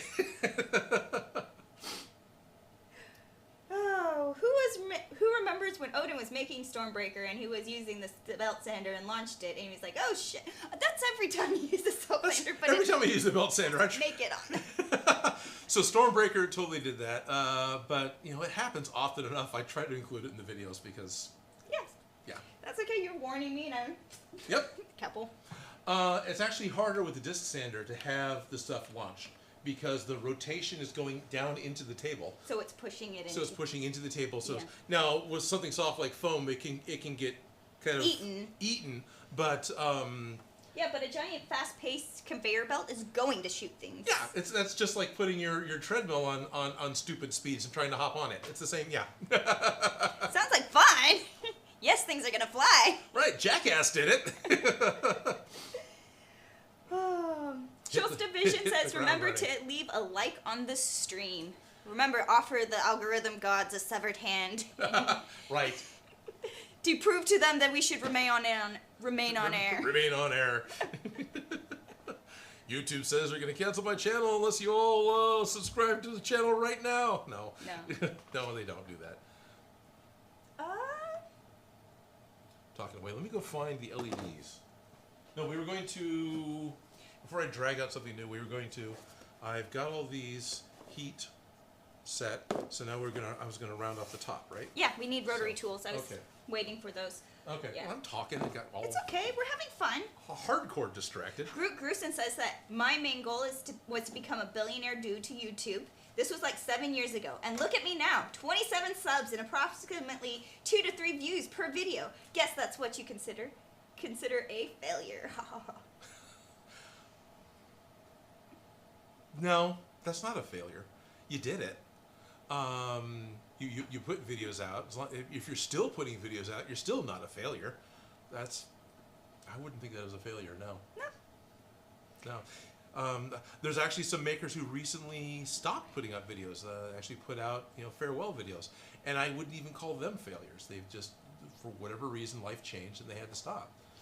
And honestly, you produced something. You made it happen, start to finish. You have a finished product, whether you market it on YouTube or another video platform or cut it up into different pieces. It's still a finished product. It's still a finished and product. It's still something you're sharing. No, nobody wants to pay us money to do this. Right.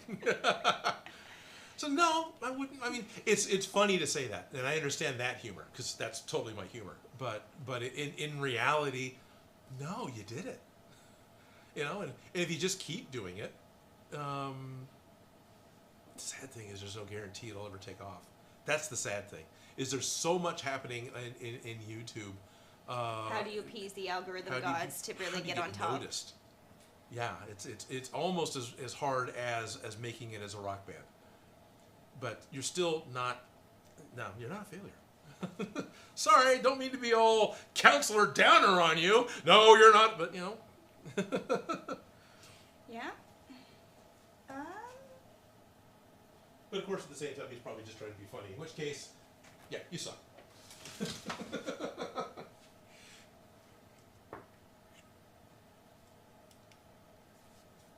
Michael Mahoney or Michelle Mahoney.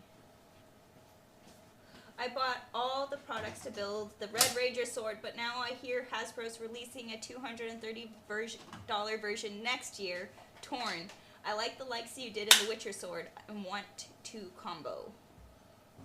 So. Oh, okay. You can do both. If you already bought the stuff, it doesn't hurt to build it, and then you know. But if you're gonna spend the money and buy, because you've already bought the stuff, right? So you can build it and it can fail, and then you can buy the other one, and you're worse off. Right. Are the materials you bought exclusive to that build? Chances are the raw materials you could use for something else. Can you make one of the other Ranger weapons? Can you make Voltron's sword? Can you make other bits and pieces? Other bits and pieces.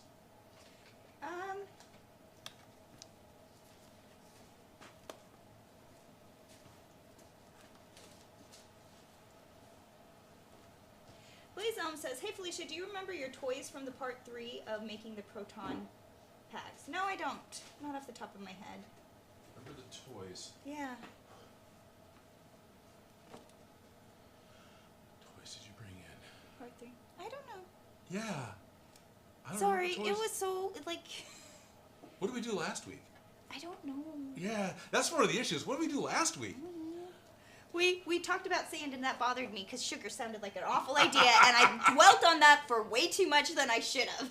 So apparently last week we talked about adding sugar to something, and that's just going to attract ants. Whereas my Do you want brain's ants? like, That's how you get ants. Yeah, the ones that are encapsulated, totally encapsulated, probably won't, but ultimately, yeah. and chances are, if it ever lightly gets wet, it'll be kind of sticky. Yeah, Right. I get it. I don't know why, but I fixated on that one little detail. Oh, you did. Yeah. So that's the only thing I remember from last week is sugar. It sounded like a sweet idea, but not quite all there. Sugar and spice and nothing that's nice.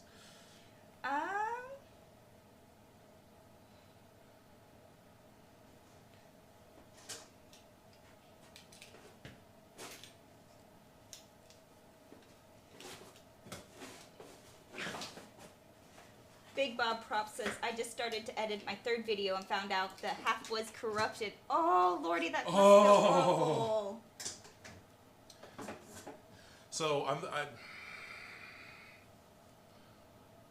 one of the reasons I shoot on multiple cameras. One of the reasons I shoot on multiple cameras is how often one of the cameras looks like it's recording, But it's not, because I'm the only one here. I don't have a cameraman. I don't have someone making sure that stuff's running an hour later, that everything's still running.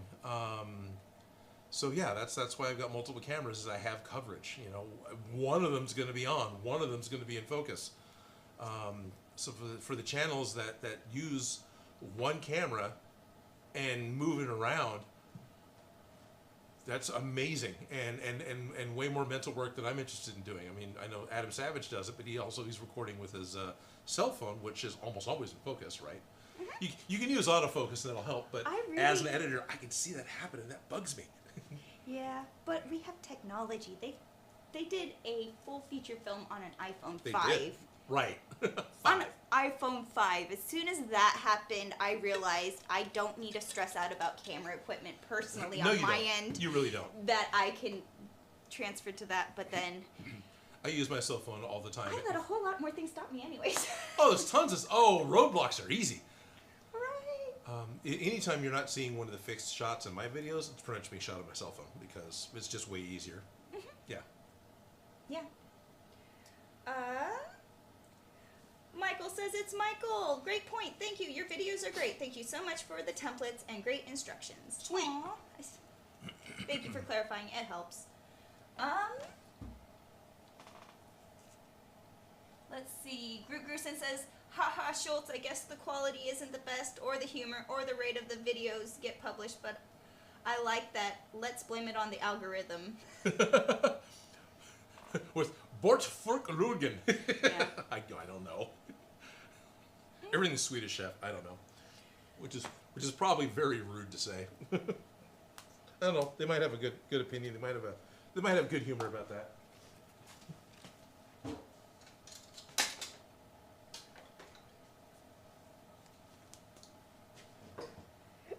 Mr. Rooster's post quoting SpongeBob saying, "Wait, SpongeBob, we're not cavemen. We have technology." We have technology.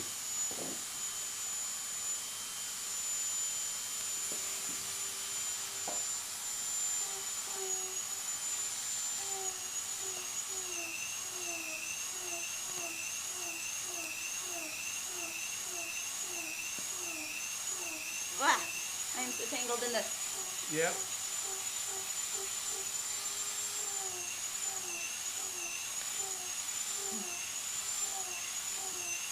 Okay.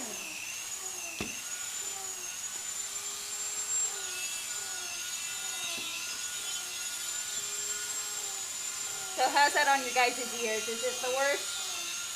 Oh, not. Right? So I know these mechanical sounds, the microphones just love them.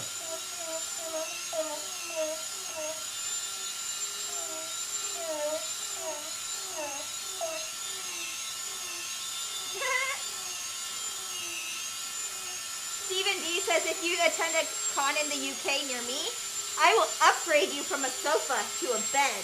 Wow! Okay. I'm like, are you getting this seam or are you trying to get the top? First I'm going to do that seam. So first I'm going around the edge. Hold on, let's turn it off so they can hear what you're going to do, because I wanted to hear this plan. So my question was, are you focusing on the seam or are you trying to get the top? And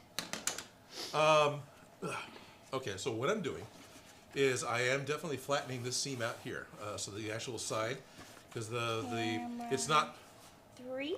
Yeah, three's good. So the edge here is a little bit over the walls, right, on mine.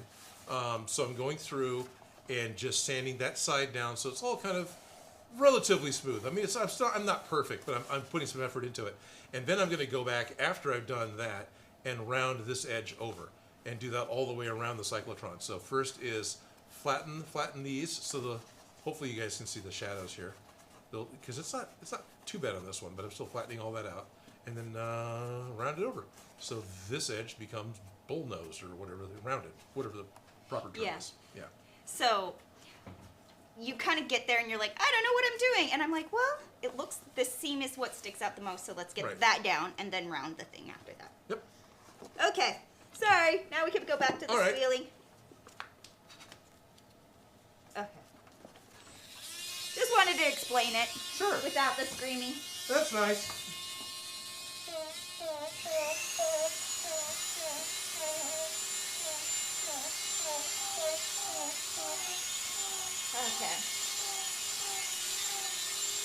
David says sanding, the best part of prop making. Oh yeah, isn't it? It really takes it to the next level. Schultz Division says, Odin, that's fogged up. Yeah, I bet. And Dan Does Jump says, another Ray Obi giveaway, please. Maybe next time they'll do Sanders. Or a heat gun. Dan Does Jump. Dan Does Jumping. Oh, another Ray Obi giveaway. There it is, right. Right?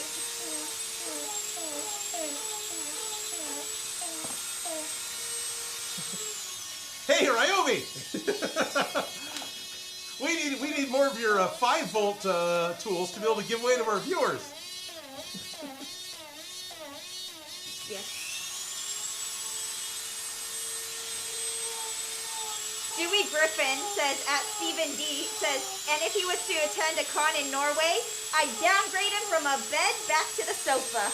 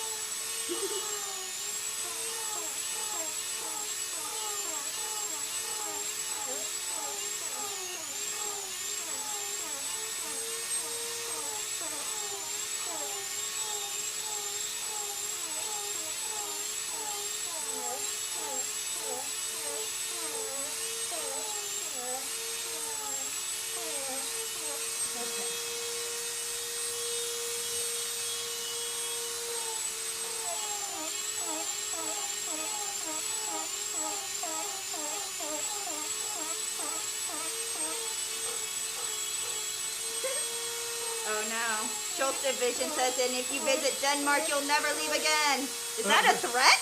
No, it's not. He's not entirely wrong. Right? If Odin visits Denmark, isn't that your homeland or something? It's the homeland of Lego. Oh, there you go. But no, it's just beautiful country. Denmark, Norway, all those I'd love to visit the Scandinavian countries.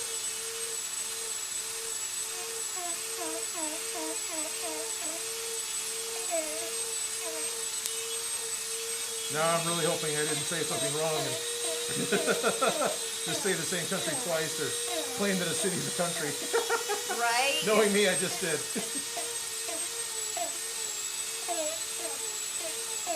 Jeez Louise, you and your geographical information. I try. Actually, really like it. I really like maps. I really like traveling.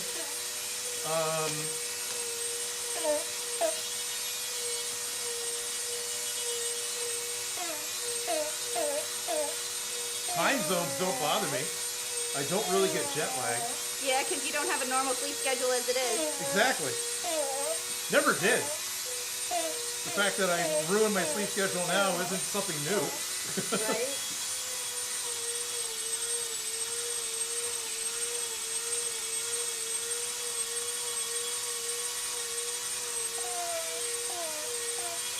So Dan Does Jump says, oh yeah, by the way, Yes. using a table saw with a standard wood blade is perfectly fine to use on the Harbor Freight kneeling pad foam. So,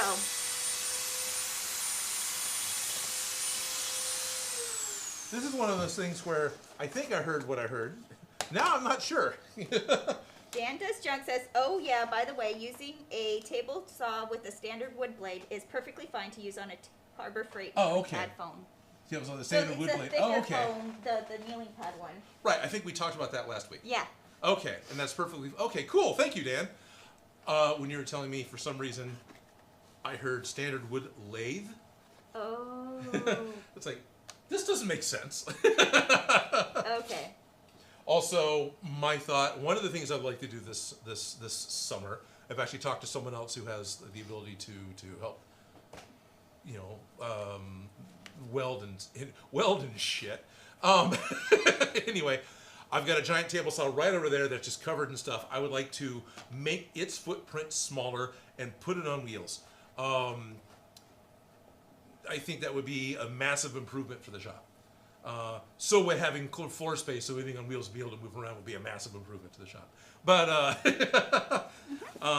and I've been thinking about that for a while. Well before watching Adam Savage's recent video about putting his drill press on wheels. That as well would be awesome to do. Yeah, I think I'd like to do that. And one of the thoughts why I'm talking about it was how to possibly move the wood lathe onto that mobile bench, because I don't touch it. It needs to not be there. It's kind of in your space that you're It needs to not be there. Yeah. Okay, that makes sense. Because there's a lot of clutter that happens behind it, and it hides it, but at the same time, maybe the clutter will be minimized. Well, you do have a new organization system. Boxes? Oh yeah, I do. And you were going to put the drawers in with it. I want to put the drawers in. That would make a lot of sense as organizing the shop, right? Yeah, that's definitely something I need to do this year. Is get some organization done in the shop. It helps. It helps. It really does. And I was very grateful you guys were supportive of me making a video about making trays. That's kind of cool. Because I'm not a woodworker, y'all all just laugh at me. It's like, Odin, how do you still have thumbs? Safety first, people. Safety third. I mean first. Yeah? Bernie Davis says, I wish I was over there to help you guys out. Oh, that'd be cool. Appreciate that, Bernie. And Waynard says, time to get some breathing safety glasses. That'd be nice. Yes, everyone notices that my glasses just fog right up. That's just me, too. It's not even so much the mask. I mean, you totally gave me glasses I'm not wearing. Yeah, well. There you go. I suppose because I pull them all the way up and I get a pretty good seal. It doesn't even. Like, it's touching this and I can't get it close enough to my face to get a seal. So maybe if I hold them away a little bit, I'll have some venting and that won't happen. But my habit is put them on until they touch, because maybe I'm worn to be a swing masks. Yeah.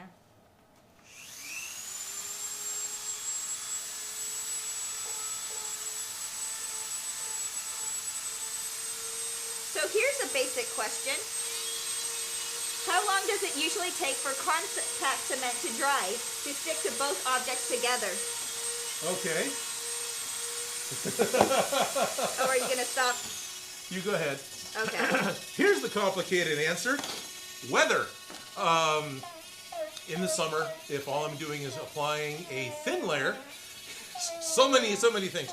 Contact cement dries because of evaporation. You're letting the solvents evaporate. So if I put on a thick, gloppy layer of contact cement, even in the summer, it's going to take 10 minutes 15 minutes before it's ready to go. I've seen both Ted and Bill Duran use scrap bits of foam to squeegee the contact cement.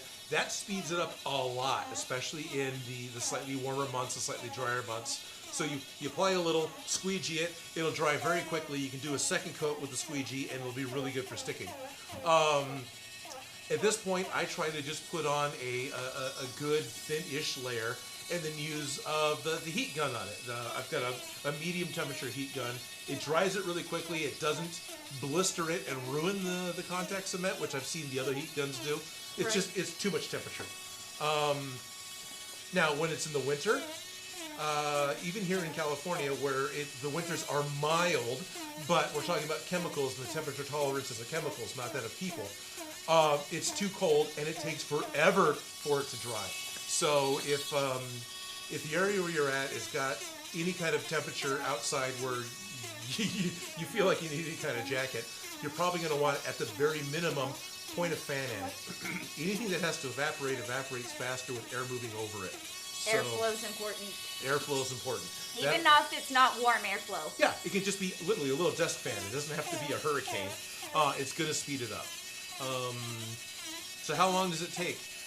In ideal conditions, 5 to 10 minutes. In reality, 10 to 20 minutes if you're just going to wait for it to dry. So at this point, I've almost always used mechanical assistance for my contact cement. Because you got videos to get out. So I got videos to get out. If I just get in here and use contact cement. I am not proud that I haven't had a video out. That does not make me happy. I'm not trying to rub it in, I swear.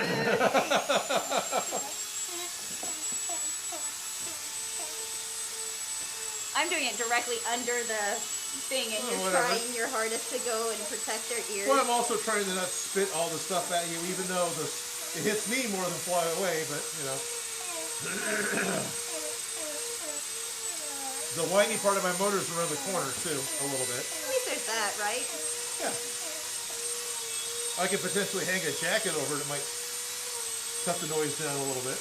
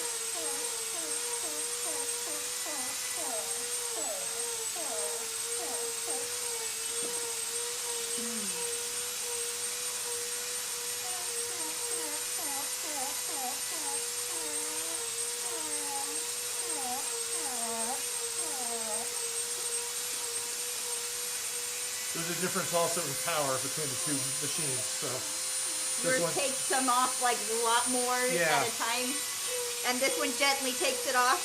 Yep. But I'm also kind of being cautious, trying to keep Okay, good. overthinking it. That's fine. You know?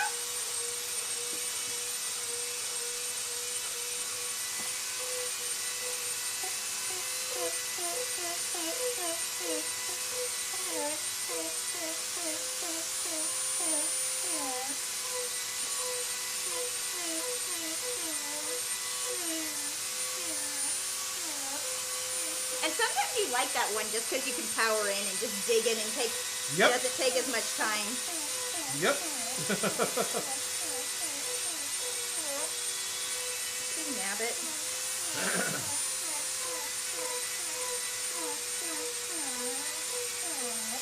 So if I do something wrong, it'll do something wrong an awful lot faster too. Yep. Yeah, if it gets overloaded, it'll auto shut off, which is kind of nice. I think I pushed too hard then. I appreciate that it has a safety shutdown instead of burning out the motor. Right? Little things that make it better.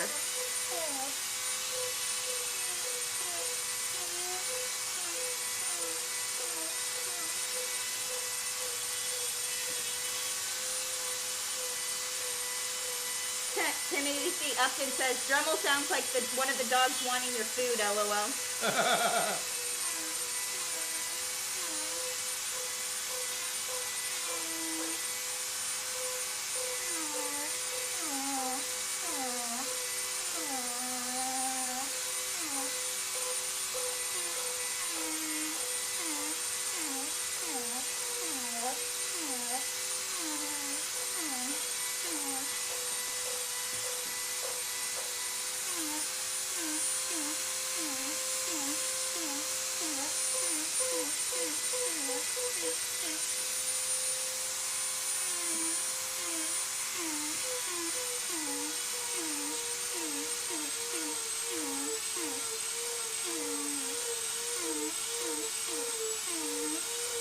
We're working, so we're not talking so much. Right.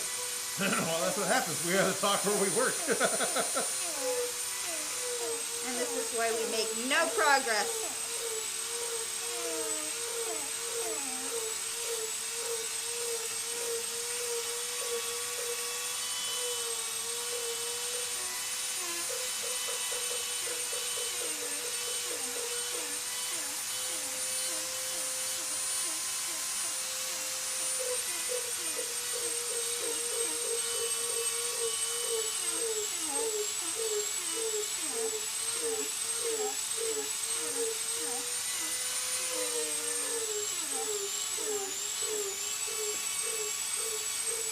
Dan Jeb says, reminds me, need to replace the power switch on my rotary tool. The one just flung off and almost hit my eyeball. I'm glad I'm wearing safety glasses. Yeah. Didn't even think about that.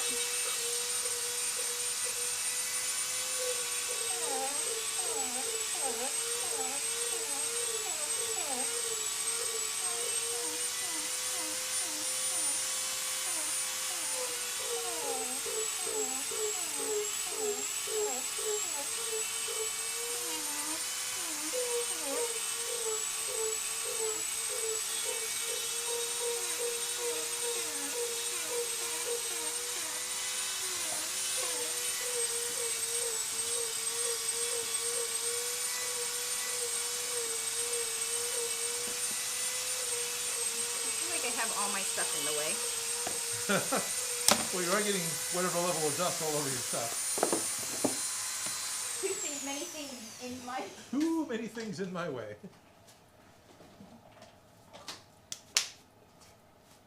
This the one? Yep.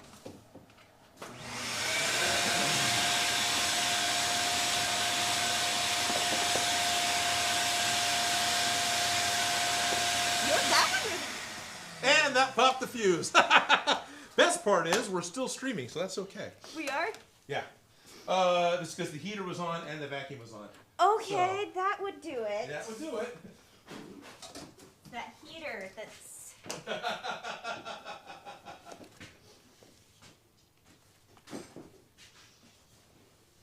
No, that's why we got battery backup on a lot of stuff, so... Jeez, I want the higher power one now, seeing how much faster yours is going. Right. Alright, I'm trading with you. Oh, damn it. I got crap in the way. Okay, I need a flashlight because I can't... See what you're doing? Nope. I have a cell phone with a That's flashlight. Flashlight. There you go. Thank you. You're welcome. Dan just does junk, says, ooh, spooky. There it is. Yes. Let there be light.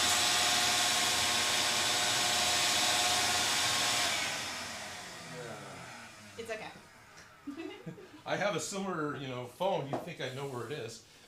Well, technically there were 2 space heaters on. And then the vacuum apparently was just too much for the poor little circuit. But, Hold on, my sister just texted me. yeah, no, it's fine, it's fine. I'm actually distracted by the big soft light that's pointed at my face.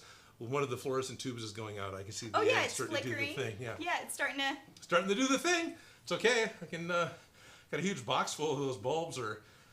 Do you? I think so, yeah. Okay. We saved a few because... You're using it? I'm using it. Those came out of Studio A when Studio A's lights got upgraded, and we just set all the bulbs aside because why not? They're paid for. Yeah. So.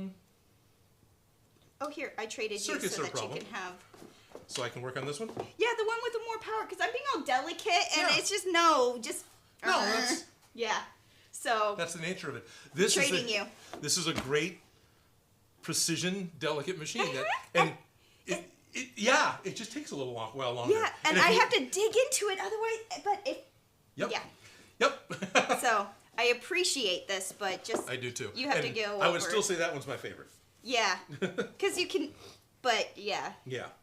this looks so much better, and it's totally worth doing. Thank you.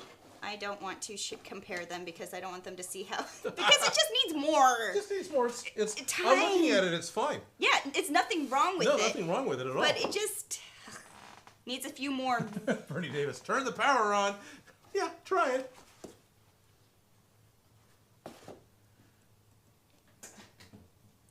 Just too much stuff plugged into the one poor little circuit. The space heaters. Okay. All right, now I'm not distracted.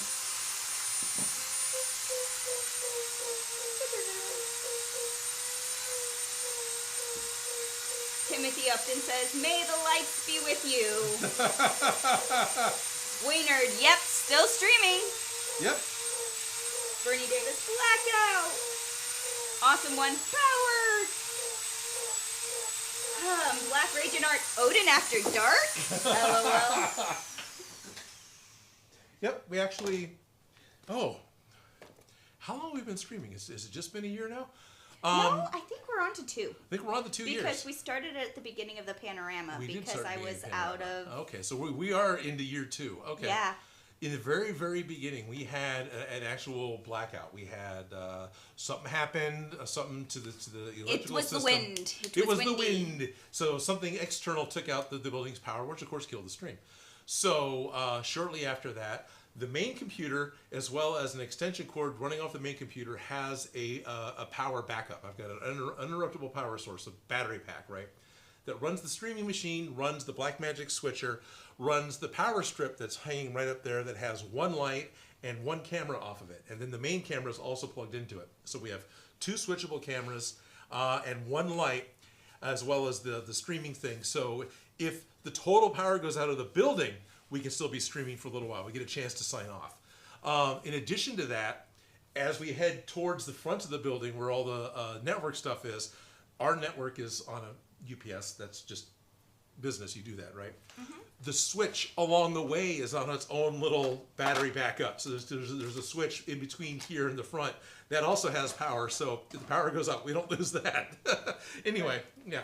So thankfully, only having the one circuit go out, it didn't take out, the entire building. But you can tell that I've got an awful lot plugged into it. Most of my lights are LED. There's a little bit of fluorescent. So they all have real low power consumption. Then all the cameras and everything else are still fairly low power consumption. I'm obviously a space heater and a vacuum are a little too much for the Switch, but it's really nice having one light switch turn on all of your lights. Anyway. So, yeah. We had a successful test and we remained streaming. So it worked. It worked because that circuit, that powers the lights, that powers these cameras. Yeah, and all the cameras are still on, so they almost have batteries in them still. Yeah. So did we affect anyone else in the building? No. Okay. No. It doesn't even affect anything outside. There used to be some outlets to some stuff that was plugged in outside that would lose power, and then we had to go out and reset stuff. But Awesome one says the hamster got his carrot. The hamster got his carrot. Yeah, that happens. Yep. Yeah. Bernie Davis says, turn the power on. All right. Danda Chug says, I did that to my living room earlier this year. Breaker trip. Breaker trip. Right? Blow dryer. That's done so many times on set. I have to warn Yeah. people. I have a blow dryer. What can I plug this into? And the lighting people always appreciate, but nobody else seems to know. No one else seems to think about it. Right, because the blow dryers, space heaters, all those things where you're warming up a piece of wire to generate heat, those are the largest power sucks that you're going to have. Yeah. Yeah. Another big plus for having a battery operated heat gun. Yeah. Chosen One wants to know, what's your favorite Ghostbuster character?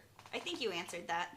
Yeah, well, that's a different statement. What's my favorite character? That opens up to anybody in the movie. Okay, The last Slimer. question was who was my favorite Ghostbuster. Ghostbuster. And I really like Slimer, but I don't know if I'd say Slimer's my favorite. I like Slimer because he's a rubber monster. I like him because he was the funny one in the cartoon. He is the funny one in the cartoon. But I really like Egon. I really like the Rick Moranis character. I really like Annie Potts' character. Yeah, she's freaking great in the movie. The secretary? The secretary, yeah. She's, I like her a lot. I like her both the cartoon and the movies. Yeah. Like, she's really fun.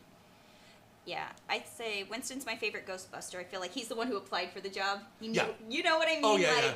If there's a paycheck involved, I'll believe anything you want. Yeah. I appreciate him. Like, and then fully. he's hilarious in the cartoon, so. And then he had the theory at the end, right, about dead walking the earth. Yeah, That was and all he his also has theory. the last scene. I mean, the last Yeah, he's got the last line. the last lines. Yeah. Yeah, so. Yeah. No. Slimer, Secretary, and Winston Yeah. are mine. There you go. Chosen One says, Egon Spangler's my favorite. Yep. Not a bad choice. No. Honestly, Phoebe Spangler is like my favorite. It's just yeah. Like, I love her. Like, everything about her. Everything about her. Yeah. Like, everything. Yes. So. Sorry, Winston. She beat you. Nope. Totally. Yep. I think the question also was the original Ghostbusters last week. Original. I think it was really hot. Well, there's original, there's cartoons, there's lots of... Yeah, there's 2016, there's Ghostbusters Afterlife. Oh, I don't even count that one in my head. No one does. It's okay. I feel bad because I wanted to. I really wanted to like that movie. I really did. Until I was totally on board and excited for the whole movie. It's like, yes, we're going to do something new. And then I saw the first trailer. It's like, we're not doing anything new. This is stupid. Yep. Oh, man, that was not... Guys, really? Yep. Awesome One says, I thought you were in a bunker filled with treasure. Foam treasure, apparently. Yes. Pieces... What? Or for those of us who watch Tom Scott's channel, an assault mine full of treasures. His video that came out today was about British archives and an assault mine. Oh. Yeah, it's neat. Makes a lot of sense. Actually, I think you would probably like it a lot because watch the video. It's a large horizontal salt mine. It's not that deep in the ground, right? Because they don't have to go down that far. So it's temperature controlled because it's like 400 feet underground. So it's not that deep for a mine.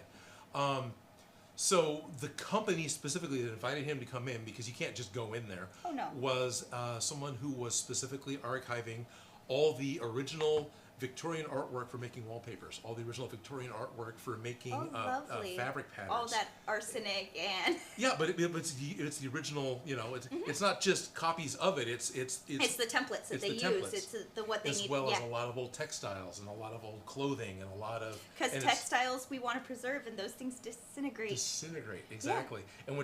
And what the person was talking about in the video was actually having that original stuff. You can look at and learn how it was made, not just appreciate the art like you could if you were to scan it. Yeah. No, 100%. Getting into a garment, pulling it apart. Right. There is definitely a world of knowledge from that versus just looking at a costume and seeing, oh, well, it looks like they have a seam there, and it looks like they have a seam there, and how it actually gets together is all questions. So, yeah, it was really cool. That sounds interesting. It was neat. So that is one video channel that I look forward to every Monday for him putting out his video. Yeah.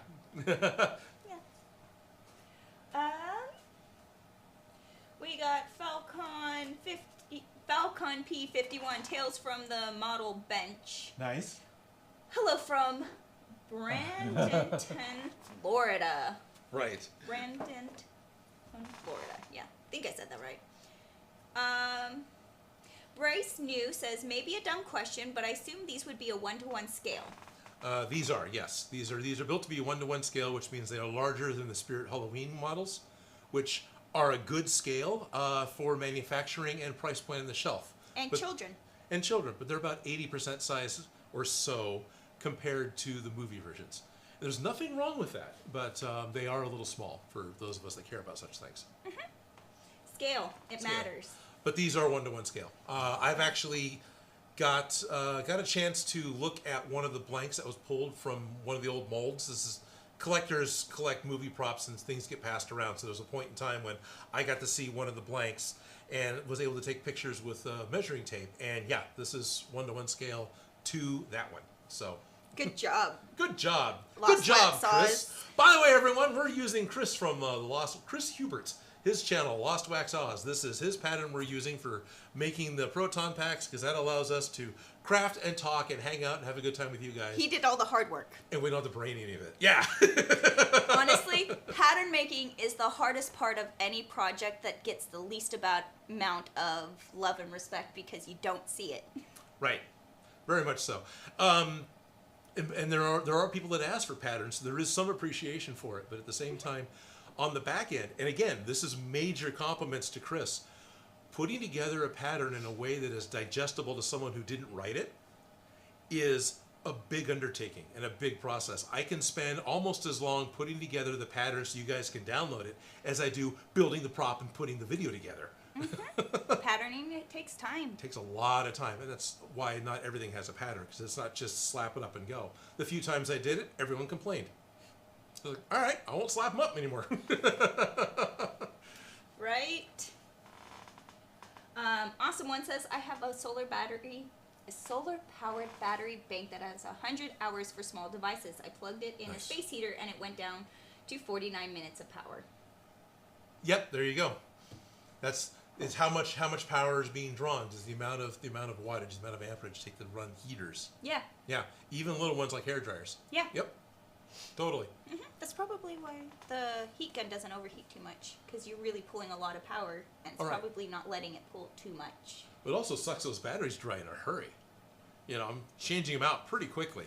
I like your setup, because I notice I totally don't change my batteries as much as I should. I just leave them all plugged in, and then, why isn't it working? Oh, it needs to be charged, and then but...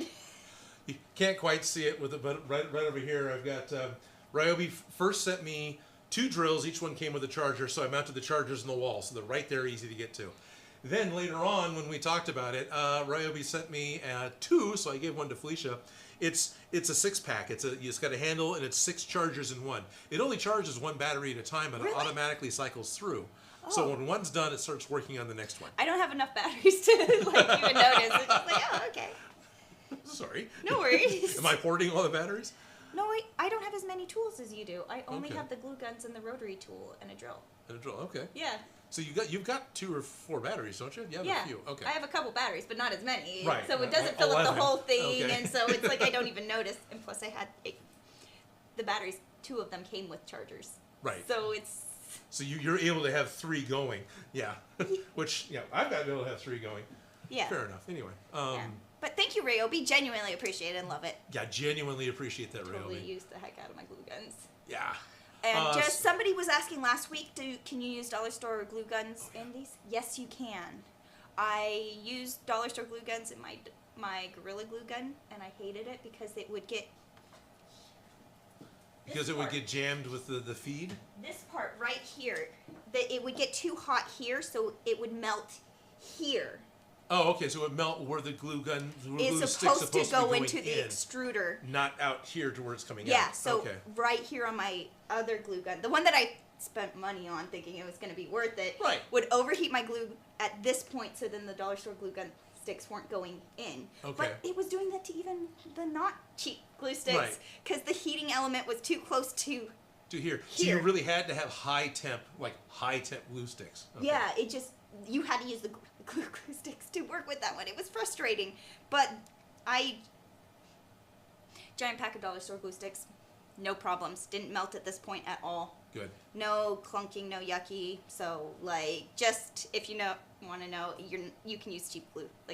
You can use it. And specifically, this was with this model, which has the smaller glue stick. Yes. Yeah. I didn't run out of the big glue sticks yet, Yeah. but those ones I don't see any issues coming Probably up not. because the heating element doesn't overheat here. Right. Yeah, I'm hearing you. So I'm agreeing tell with you exactly why I don't like them and why I do. It doesn't. It doesn't do the thing here. And I'm interested in how well the black glue sticks are going to work with the one that I gave you last week. Yeah, I didn't end up needing a different color at this. That's fine. On this project, I was all clear glue, so I didn't even worry about it. That's but the fine. last project, I needed a black glue stick, and I just couldn't get myself to. If for any reason I suddenly need a black glue gun myself, I can just get one. No big deal. Right? I used to steal yours, Right. and now I just Actually, literally technically, I stole still it. have one. Although I ended up putting a different color into it, so now I've got both that natural kind of off-color glue Yeah. stick and black. It's both coming out of that one now because I ran out of black. In Ah, all whatever. reality, the thin glue sticks, they go through so fast, so the off colors don't bother me. But Okay. I like having a dedicated Oh, black for sure. glue gun just for repairs. Black. Right. It just it's enough of a Yeah, for sure. Oh yeah, for sure. specialty. But whatever. We'll be doing cosplay repair at SAC Anime Roseville, so that is, I'll be bringing the stuff out and setting up for that wherever I'm at. So All those Glue loose sticks. heels, safety pins. safety pins. Yep. Yeah. All the things, my kits. They come My in kits. Yep. Yeah. So what's that Nice. other thing? Oh, I'm seeing that Chloe Incarnate's been very nice and posting not only some Patreon links. So if you want to get in early on the live streams, if you want to join us on our live stream Among Us channel, if you want to get in and play Minecraft with me and a number of other patrons, then please check out patreon.com/Odin Makes. There's different access levels for different things. Seeing the videos early, any amount's going to get you that. So that'd be pretty cool. And also. Let's put up a link for the Sweet Odin Makes merch, including, the Mega Godzilla. I know, now it's sweatshirts, so if Hey, you want thank that you, on Adam. a hoodie, you can. Yeah. Yeah. It's nice. Falcon 51 Tales from the Model Bench is also agreeing that practical effects are making a comeback with models. Are doing a lot more. They're figuring out that 100% digital is not the way to go. That augmenting practical models, just like seems to be. And I agree, because you can add in little life things that are really hard to do in just models, water, flame, people. You can add those in with digitally fairly well, but if you've got a physical model, there's Yeah. But in my experience, it's just like on set, sometimes we just try to do it practically. Right. Because it's the way our brains are thinking at the moment. Sure. Although I do love hearing, oh, we're going to do it in post. So it's like, not my problem. I feel bad for the editor when I hear that. Right. But at the same time, like, phew. It's where do you want to move your problem? If you want to do it practically, you got a ton of work you have to do before the cameras roll in order to make sure that it's going to look right, because it has to look right, or it has to look almost exactly right when the cameras are rolling. If you're going to do it in post, you still have some of that work, but a lot of that problem, a lot of that hours has been moved into the post-production world. It doesn't eliminate it. It doesn't still eliminate exists. it, no. But you have more wiggle room with how it's going to look. Mm-hmm. So, where do you want to put your work? Yeah. I'm always going to favor practical stuff because I enjoy building practical stuff. Yeah. Remember that time I had to make a thing get sucked into the black hole? Yep. A whole room? Yep. Trying to think of how to practically make that happen. Yep, I remember that. You helped me solve that Yep, one. that was fun. We used to teeter-totter, basically. Yeah, it was a boom for a big oversized boom for a crane. It was effectively, it was a teeter-totter. Yeah, it was a camera. It was a camera like boom arm or jib arm. Jib. It was a jib. Jib. It was an old jib, but it was Yeah. a big enough one that could hold my weight so I could stand on it. Yes. And that was the thing, so that we could lower the whole thing into a black hole as the fabric gets sucked in. So practical black hole. We've done that. That was the same set that had having to be painted black, and everything went black as you went along. Yeah. That was a... You and your brother did the super detailed floor, right? And then they just blacked it for the video, right? Yeah. Yeah. Well, the original plan is I wanted to do that on, what's the cards that you put? You wanted to Ramboard. use Ramboard, yeah. I wanted to paint it on Ramboard so then we could just flip it over and have black on the other side, but sometimes you're not always in control of how things Right. end up going out. But yeah, we got that painted and then we painted over it. Yep. But that's the nature of my art. We build an entire room. Yep. And then by the end of the day, that whole room needs to be broken down as if it was never there. So That's pretty much. it is what it is. It is what I it don't is. get too attached to, like, yes, it takes 1,000,000 hours to go paint a floor into this crazy pattern, but no. No, as long as the shots work, as long as you end up with what you wanted, then yeah, I understand that as well from what I've done with Smosh, and then interviews with the model makers that make all the spaceships that actually get blown up.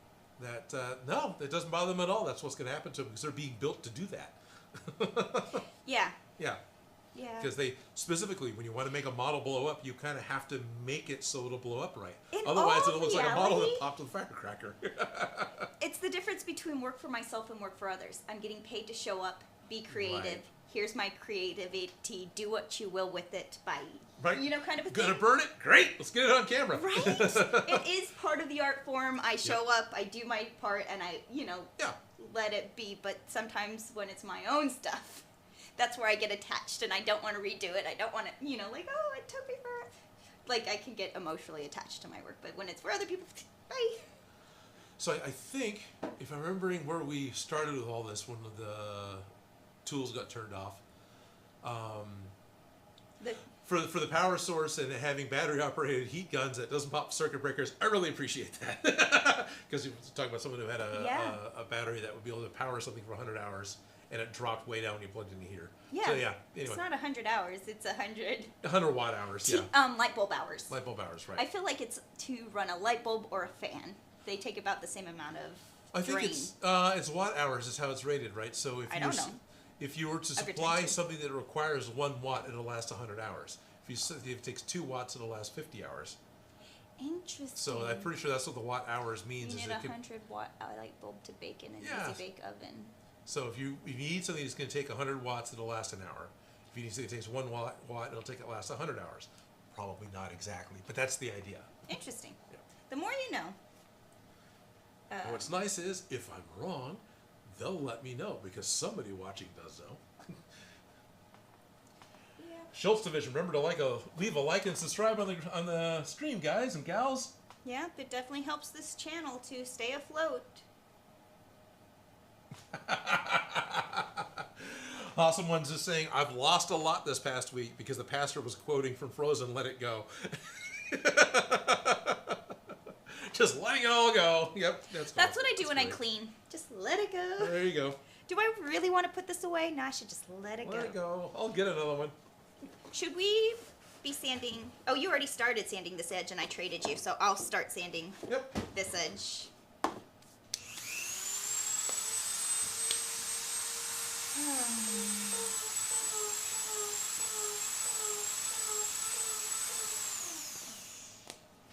No, those are the power. That's just, I need to change my power switch too. Right?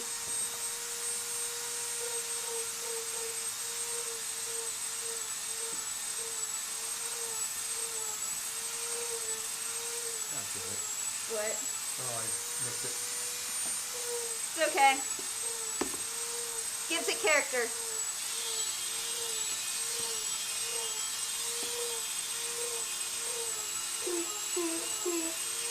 Make a drum here.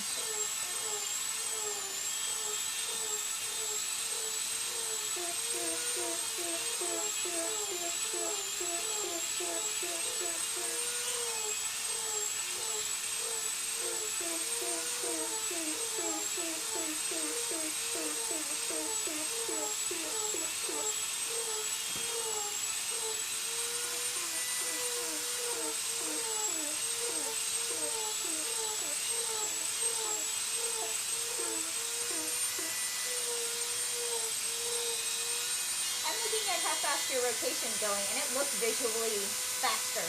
Yeah, I think it is. Yeah. But then it also just has the power behind it. Yeah. So you can hog it out, yeah. Because I can feel it just lightly sanding it away, and I'm like, it's not really the grit of the paper as much as it's the rotation of the tool that's really taking the chunk of the Yeah, we foam have off. the same bit. We both have exactly the same bit. Mine's just got aluminum stuck to it. Yeah. Yeah.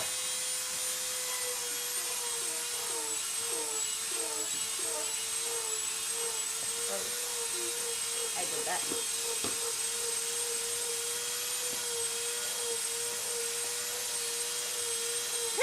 Waynard's so smart. Long hair, rapidly rotating power tool. Safety third, definitely the most intense stream. Yeah, my hair is totally long and down and in this. And yet I didn't put it away.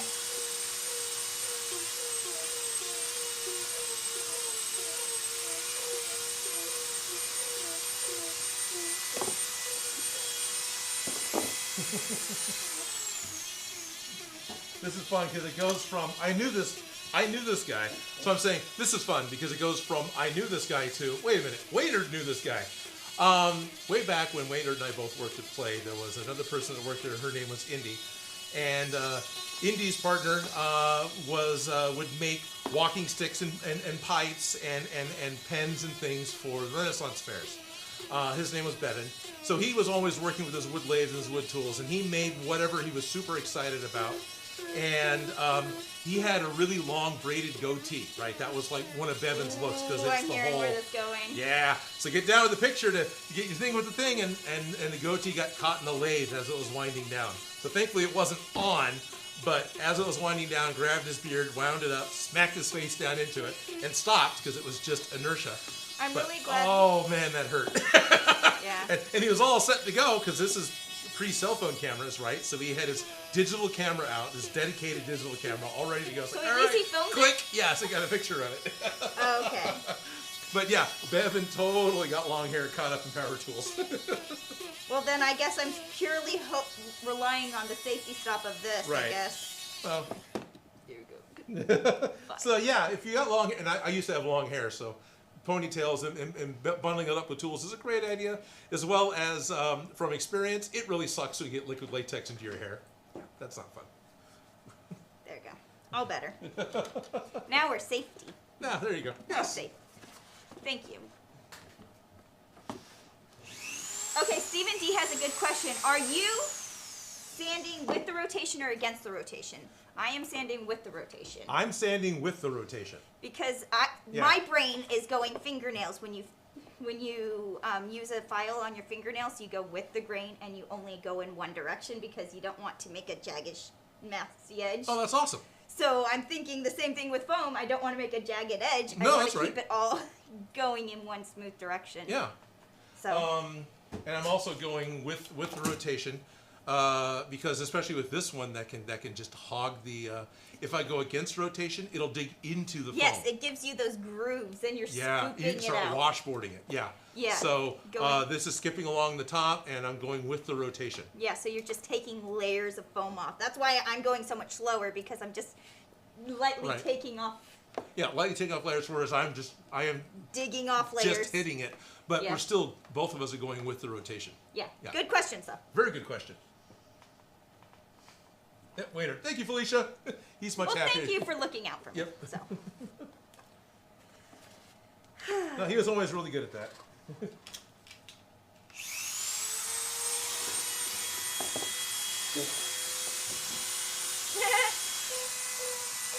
Falcon 51 Tales from the Model Beach says, use the force, be one with the tool, feel the rotation flow through you.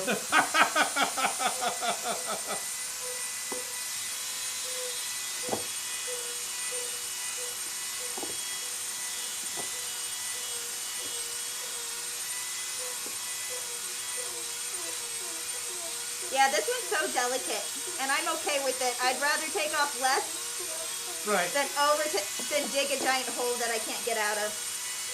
Yep, I've done that many times.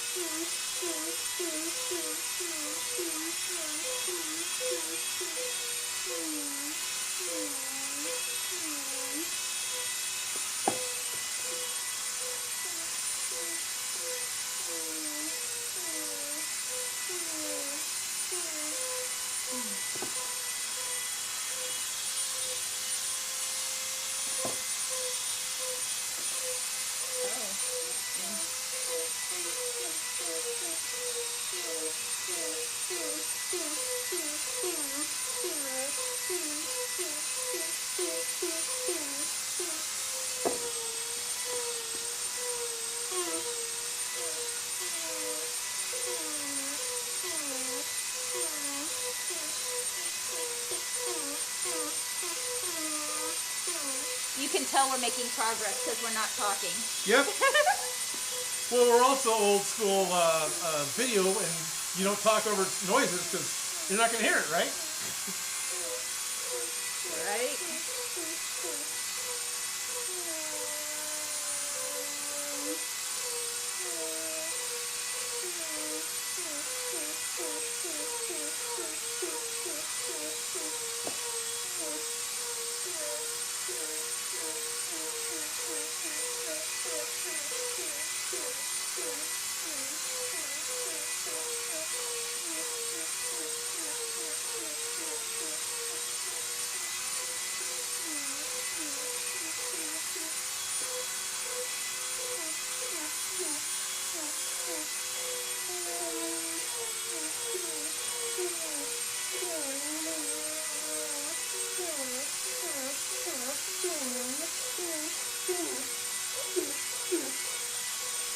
That's a little tricky. It's okay though.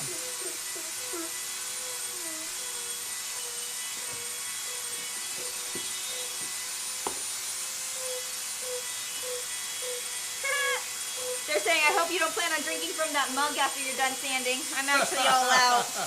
Yeah, you want to clean that. Yeah, I'm all out. Just the sludge at the bottom, and now it's foamy sludge. How about your other frosty beverage? Actually, that doesn't have dust all over it yet. Oh, that's good. Yet. There you go.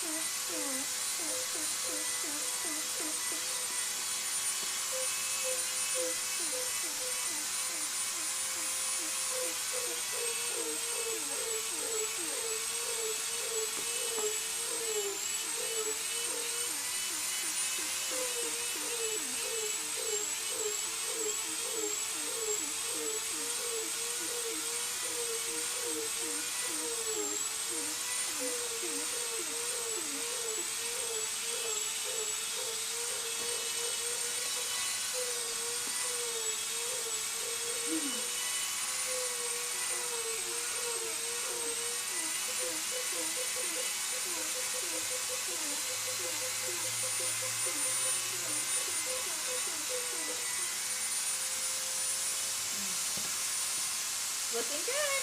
Thank you. Looks like a cake. It does.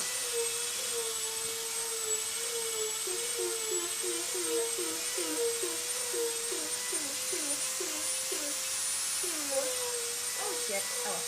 Oh shit. You know when it goes off and then it catches that sharp edge on this side? Yep.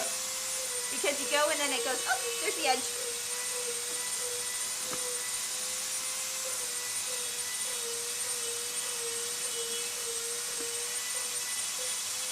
Falcon 51 Tails from the Model Beach says, I love the sewing ruler as if for a belt. I mean that sincerely, Felicia. Thank you. I was enjoying it. I was like, hey, it's the same size as my belt loops. I'm doing it. Nice. Yeah.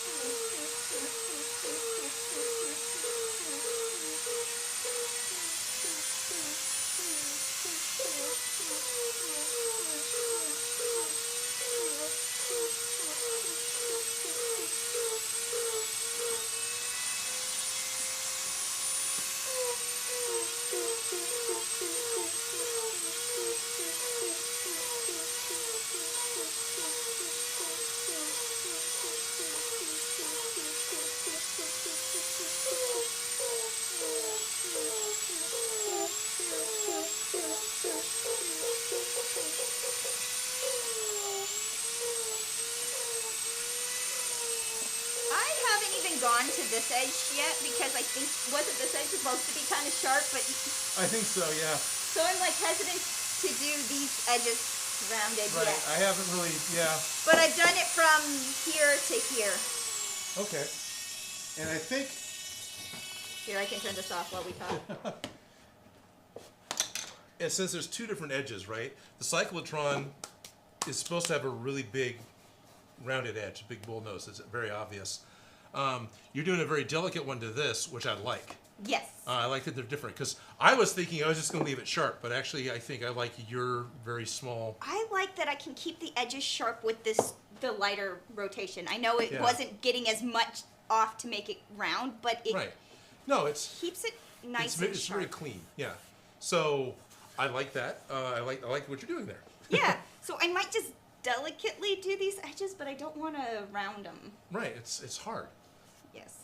And I swear the mold that I looked at, they were just pieces of like foam core or pieces of the 1/4-inch hardboard that were just glued onto the form. So it is pretty in character. Yeah, it's pretty in character. Well, then I won't stress out about it. But I do like this. This part right here bothers me. But I think that'll just smooth out. Yeah. Right. I think it's more visual than tactical.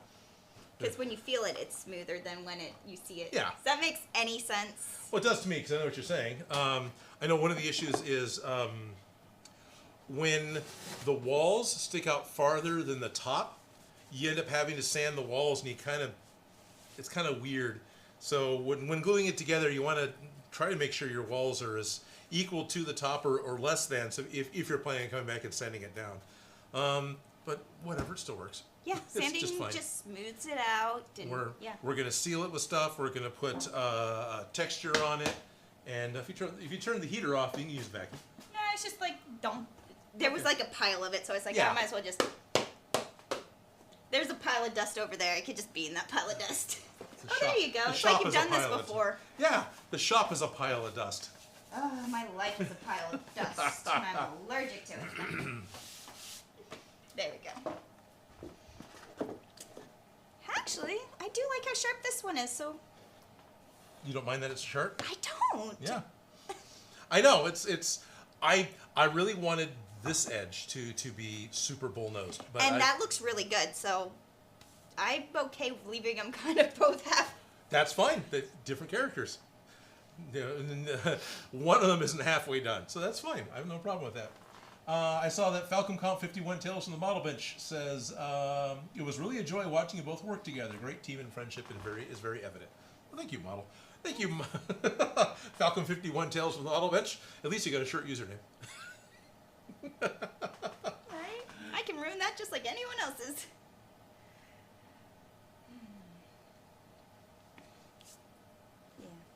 Oh, interesting. What? Michael Mahoney is talking about they tried to put the Ruby's Proton Pack internal electronics into the Playmates Kids Blue one. The LED board is a little too far apart. Maybe if I put some distance between the LED circuit board and the pack light circles. Yeah, if you if the boards, I don't remember exactly what the boards look like separate of the machine, but if you're able to unsolder, you can certainly. The flexible wires that are soldered to the circuit boards are easy enough to change. What's really tough is when it is a solid piece that is only what it is. That becomes a lot harder to deal with. You still can, but now you're looking at potentially... And then you actually have to know more. Yeah. You're looking at potentially needing a solder vacuum in order to remove the LEDs off of the circuit board, to give them wires, so now they can be moved, even though, because the circuit board... Anyway, yeah. Tis what it is. Tis what it is. Yep. Tis doable. Could tis take more time? Now, 1 o'clock came and went. We didn't really have any real specific fan mail, but I don't know if I brought the coffee mug out for public or it was just for the patrons. No. So... You need to wipe your nose. You have dust. Like, oh. There you go, son. I'm sorry. I don't think they could see it, but... Because it wasn't black dust, it was just gray. Yeah. Yeah. But I'm like, I'm going to sneeze looking at it. I need to go like this. Well, my hands are covered, and I reach out to pull my mask down, and Yeah. so I end up touching... Yeah, all the time. When you watch my videos, on occasion, you'll see a black mark on my cheek, and that's exactly what it is. I had black foam on and I took my mask off. And I have no idea it's there. Chloe and Carnett, a little bit ago, put up a link for the Odin Makes merch store over at Teespring. I just put some new stuff up. Would you hit number 2, please? Number 2. It says a black ceramic coffee mug with Ace's drawing for Mechagodzilla on both sides. Because thankfully I had Mechagodzilla as a separate element. So this is legit piece of merch. This is what gets sent out with a ceramic mug. So not really viewer mail, unless you count me having my own mail sent to me. But that's today's late viewer mail. So, and if you want to get one, you can. There's the solid black, but it's also one that's got it's a white mug with the black print on it. So it's got a black wrap, but like your but the interior is white, so you can tell when it's clean. Or you can hide the dirt. Or you can hide the dirt. Shh, nobody needs to know. Nope, nobody needs to know that what you're drinking isn't coffee, isn't tea. Well, my old boss would point out that you just have to put the Chardonnay in a coffee cup and nobody will, question you. Right. Great boss, right? Yes. Worked for me for years. I love it because nobody questions what's in your coffee cup. No, must be coffee, right? Right? Right. Yeah, this is some point in time, I think, when I was watching David Letterman, I realized he's not drinking coffee, he's just drinking water. But it's in his mug. What? No. Wow. Yeah, no. Chances are it was just water. No, but I know. I just think it's funny. It is funny. Yeah, I liked working at the costume shop. Oh, yeah, no, the costume. Yes. I have met the people you worked with. I can appreciate why it was fun to work at the costume shop. Testing Limit says, hey, fellow busters, packs are looking great. I'm working on a modular Proton Pack. Interesting modular, Oh, you neat. can take it apart and put it back together, each individual piece. Oh, that's kind of cool. You know what's going to be fun? The Sacramento Ghostbusters, the 916 Ghostbusters, are going to be at CrockerCon. Oh, nice. Yeah! Maybe we'll have to figure out if they can come show off their packs. Oh, yeah, that'd be cool. Mm-hmm. Thank you, Chloe, for reposting the merch. All sorts of stuff. We'll be working on getting the Gundam drawing put up. I know we didn't show that today. I don't have it set to go, but the same artist who did the Mechagodzilla logo has done a Gundam logo, and there are now Gundam stickers on the way. Yeah. The same person who did the little opening. Yep, the same picture. as the opening picture. That's Thank all. you, That's Ace. all. Thank you, Ace. Definitely. Yes. Can appreciate the art. Appreciate the art, and is already working on a couple of other ideas, which is pretty cool. He's shown me a work in progress of Bumble Scorpion, who may or may not get finished, which is really kind of fun. There's a whole other character. He's a constant work in progress. Yeah. Bumble Scorpion is never going to be finished, and he's He'll probably never have his own video. But he's also working on something with some of the jokes we throw around all the time playing Among Us. So it could be fun having lots of stuff pop up. Yeah. But we are intentionally starting to wind down. Yeah. We're down to the last 10 minutes of the stream. 2 o'clock, we're trying to do a hard out. We're trying to keep a better schedule this year with the streams. Yeah. So we are starting with our big, long goodbyes at this point. Yeah. That And if you guys are following along, we're on step 12 still. We made we've made one step progress today. Yeah, because we are on right here. If you want a rounded edge, you can do that with the rotary tool now. And I think one of the reasons you want to do it now is we're going to end up putting a cylinder here. And you already know from working here, it's hard to get a round edge on an inside quarter. So, order of operations matters, and if he's putting a note here, it's probably because... Right, and probably because it's a good idea to do it. It was. I can see the experience. Yeah. Oh, we can no skip. We didn't end up skipping that. There is no skipping the grind. No skipping. You have to do the grind. You have to put in the work, and it makes it look better. It does. And it sucks because it makes it look so much better. It sucks because it's a grind and you don't want to do it, but it makes it look so much better. Right? It That's makes why you really sucks. genuinely appreciate. Fully appreciate tools. Yeah. Right? Because doing it with by hand, it's not going to... Anyways, but yes, I appreciate. This doesn't have to be done with a rotary tool. If you are industrious and don't want to do anything else for the weekend, you can do this with sandpaper. You can do this with a palm sander. That's not so bad. Random orbit sander works, but it's not my go-to because I've had too many problems with it. It's not just that if you hit the edge of a random, you can do a gouge. It's you get a weird pattern because it's a random orbit sander, which works well on wood, but not so much on this soft material. Yeah, because there's not enough resistance. It's Yeah. just going. Yes. Because we're going with the rotation. Right. Yep. Learn all about spin. Spin. Right.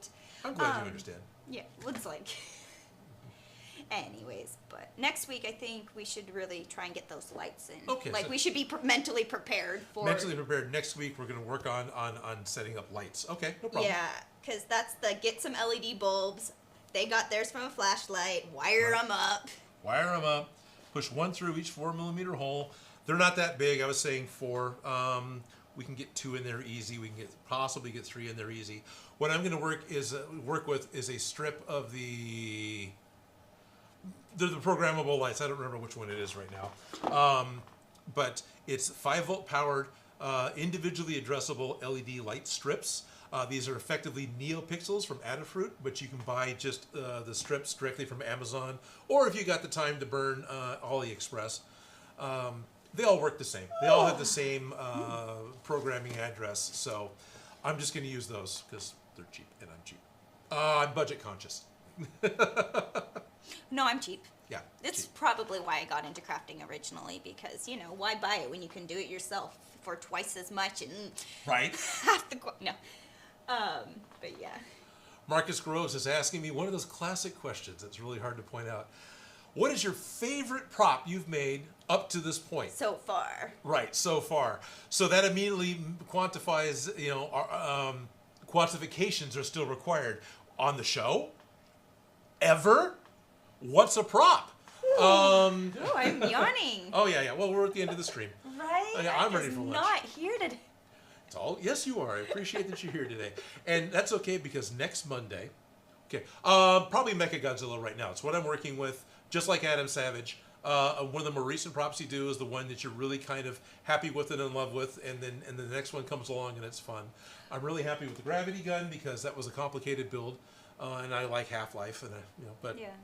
I think my answer is always the next project. yeah, the next project. The next one I'm working on. The one I'm getting excited about, thinking about in my head. That Yep. I'm already pulling apart, putting back together, and yeah. Yep. So my answer is the next one. The one you haven't seen yet. And then we were talking about something else, and I'm trying to come back to what we're saying here. And it's unfortunate that I forgot. It was yawning and lunching and wow. Anyway, Right. I think it's kind of we're we're kind of at the end of the stream because We're my brain's shutting shutting down. right. As I realized, oh wait a minute, we gotta answer this guy's question. Oh right, that's right. So gonna be here next Monday, and you're brain dead. I can pretty much guarantee I'm gonna be brain dead. 6 p.m. Sunday night, Sunday evening. I'll be in Anaheim, California, disassembling Mechagodzilla and loading him into the back of Jerry's truck. Okay. So along about 7 or 8 p.m., somewhere in that area, we will probably start driving back to his place, which is in between Sacramento and LA. But it's not on a direct route. So then I'll be able to... 5 or 99? 5. Okay. So then once we get back to his place, I can move Mechagodzilla and stuff back into my car, and then I can make the still 3 more hours to drive home. If you need to cancel next week, I will be fine. I'm since there's nowhere for us to stay, and I'm actually able to trade off driving responsibility with Jerry. I don't have to drive the whole trip. I only have to drive the last 3 hours. I'm not too worried about it. Okay. Well, if you wake up and you're like, nah, just warning you guys. So I'll be brain dead next week. But we'll be playing electronics anyway, so. Right. Okay. So next week we'll do lights. Next week we'll do lights. This week we got this cake pan smoothed Yep. out. Yep. And the week after that, I'm only flying back, and Do we that's not want as to put bad. the lights in before we paint it, or do we want them figured out? We can put it in before we paint it, but what we have to do is make sure that we mask off the lenses so they don't get painted, right? So we put the lights in. We want to have some sort of red plastic or red gel or something here that that is the lens for the end of it. So if we just put tape right here on the back and spray it, Right. and then reattach the... And then glue the electronics in. It is actually a lot easier. Okay. We have to think these things because, you don't think these things. Right. No, you don't. But it really is. If you put the windshield into the car model after you paint it, it's a much cleaner build. Yeah. All right. So next week we can still work on the lights. Or are we going to lights? We can still work on the lights. We can still lightly glue them in to make sure that it's looking the way you want it. Could we start getting the coats of the sealer on? There's more to go on this. Yeah. There's more to go on all the parts. Right. Now, I don't think any one piece is ready to be sealed yet. Okay, because we don't want to start painting until it's that point. So. Right. A lot of the power pieces still need the veining, like on a carburetor for cooling. None of that's on any of those parts. We have a preference. Yeah, exactly. So, and there's still more pieces to make. Like we haven't made the ladder. We haven't glued the ladder on. There's all these other like capacitors and round parts to still make and get going on there. So We're not to painting yet. I don't think we're even to base coating yet. No. Yeah, but we should start thinking about our electronics in there, and we probably should order rumble packs or figure out little engines that we can rig in there. Yeah. I don't know if you have a box. Hey, for all of you out there that are making packs, is there an easy to get rumble kit? We are not against getting a hold of something that's been figured out, if you can't tell, because we're using a kit that's been figured out. So, yeah. Because I want to add a rumble pack, and I feel like you can order a... I'm sure you can. Yeah. You can order a rumble pack. Yeah, I'm sure you can. Yeah. I say that. I could be totally wrong. But I feel like that's watch Sinister Props all of a sudden pop up with, oh yeah, you want this guy over here is XJ37. XJ Red 37. Anyway. Right. It's like, do I have to build it from scratch, or has somebody already figured this part out for me? Because I need an offset weight on a rotating motor that does that. That does that. That's that push I can button and it spins. Mount into there. Yep. And I don't think I want to even try to throttle it. I just let it spin. On off is all I want. Yeah. Yeah. Although you could do a dimmer. Yeah. A dimmer switch. Yeah, exactly. If we really wanted to control a wind up, wind down, but with fans, you need to start on the highest. Anyways. Overthink things. It's 2 o'clock, guys. Thank you so much for tuning in. As always, I really enjoy the live streams. I really enjoy getting a chance to actually talk to you. Even though it may seem weird because, honestly, I'm just standing in my studio talking to a camera. I know you guys are watching and you respond in chat, so it's very much a conversation. And I appreciate all of you being here, being part of the show. Yes, thank you for showing up and being here. Yep, absolutely. It's what makes the live streams work and makes them fun. We will be back here, same bat time, same bat channel next Monday. I will be brain dead and asleep, more than likely. Felicia hopefully will not, but if she wants to, that's fine. And as always, keep crafting, keep your fingers safe, keep your hair up, safety third. Thank you, Ryobi. Don't forget to like, subscribe, and this is how Odin signs off from the live stream. Here, I'll move my little box.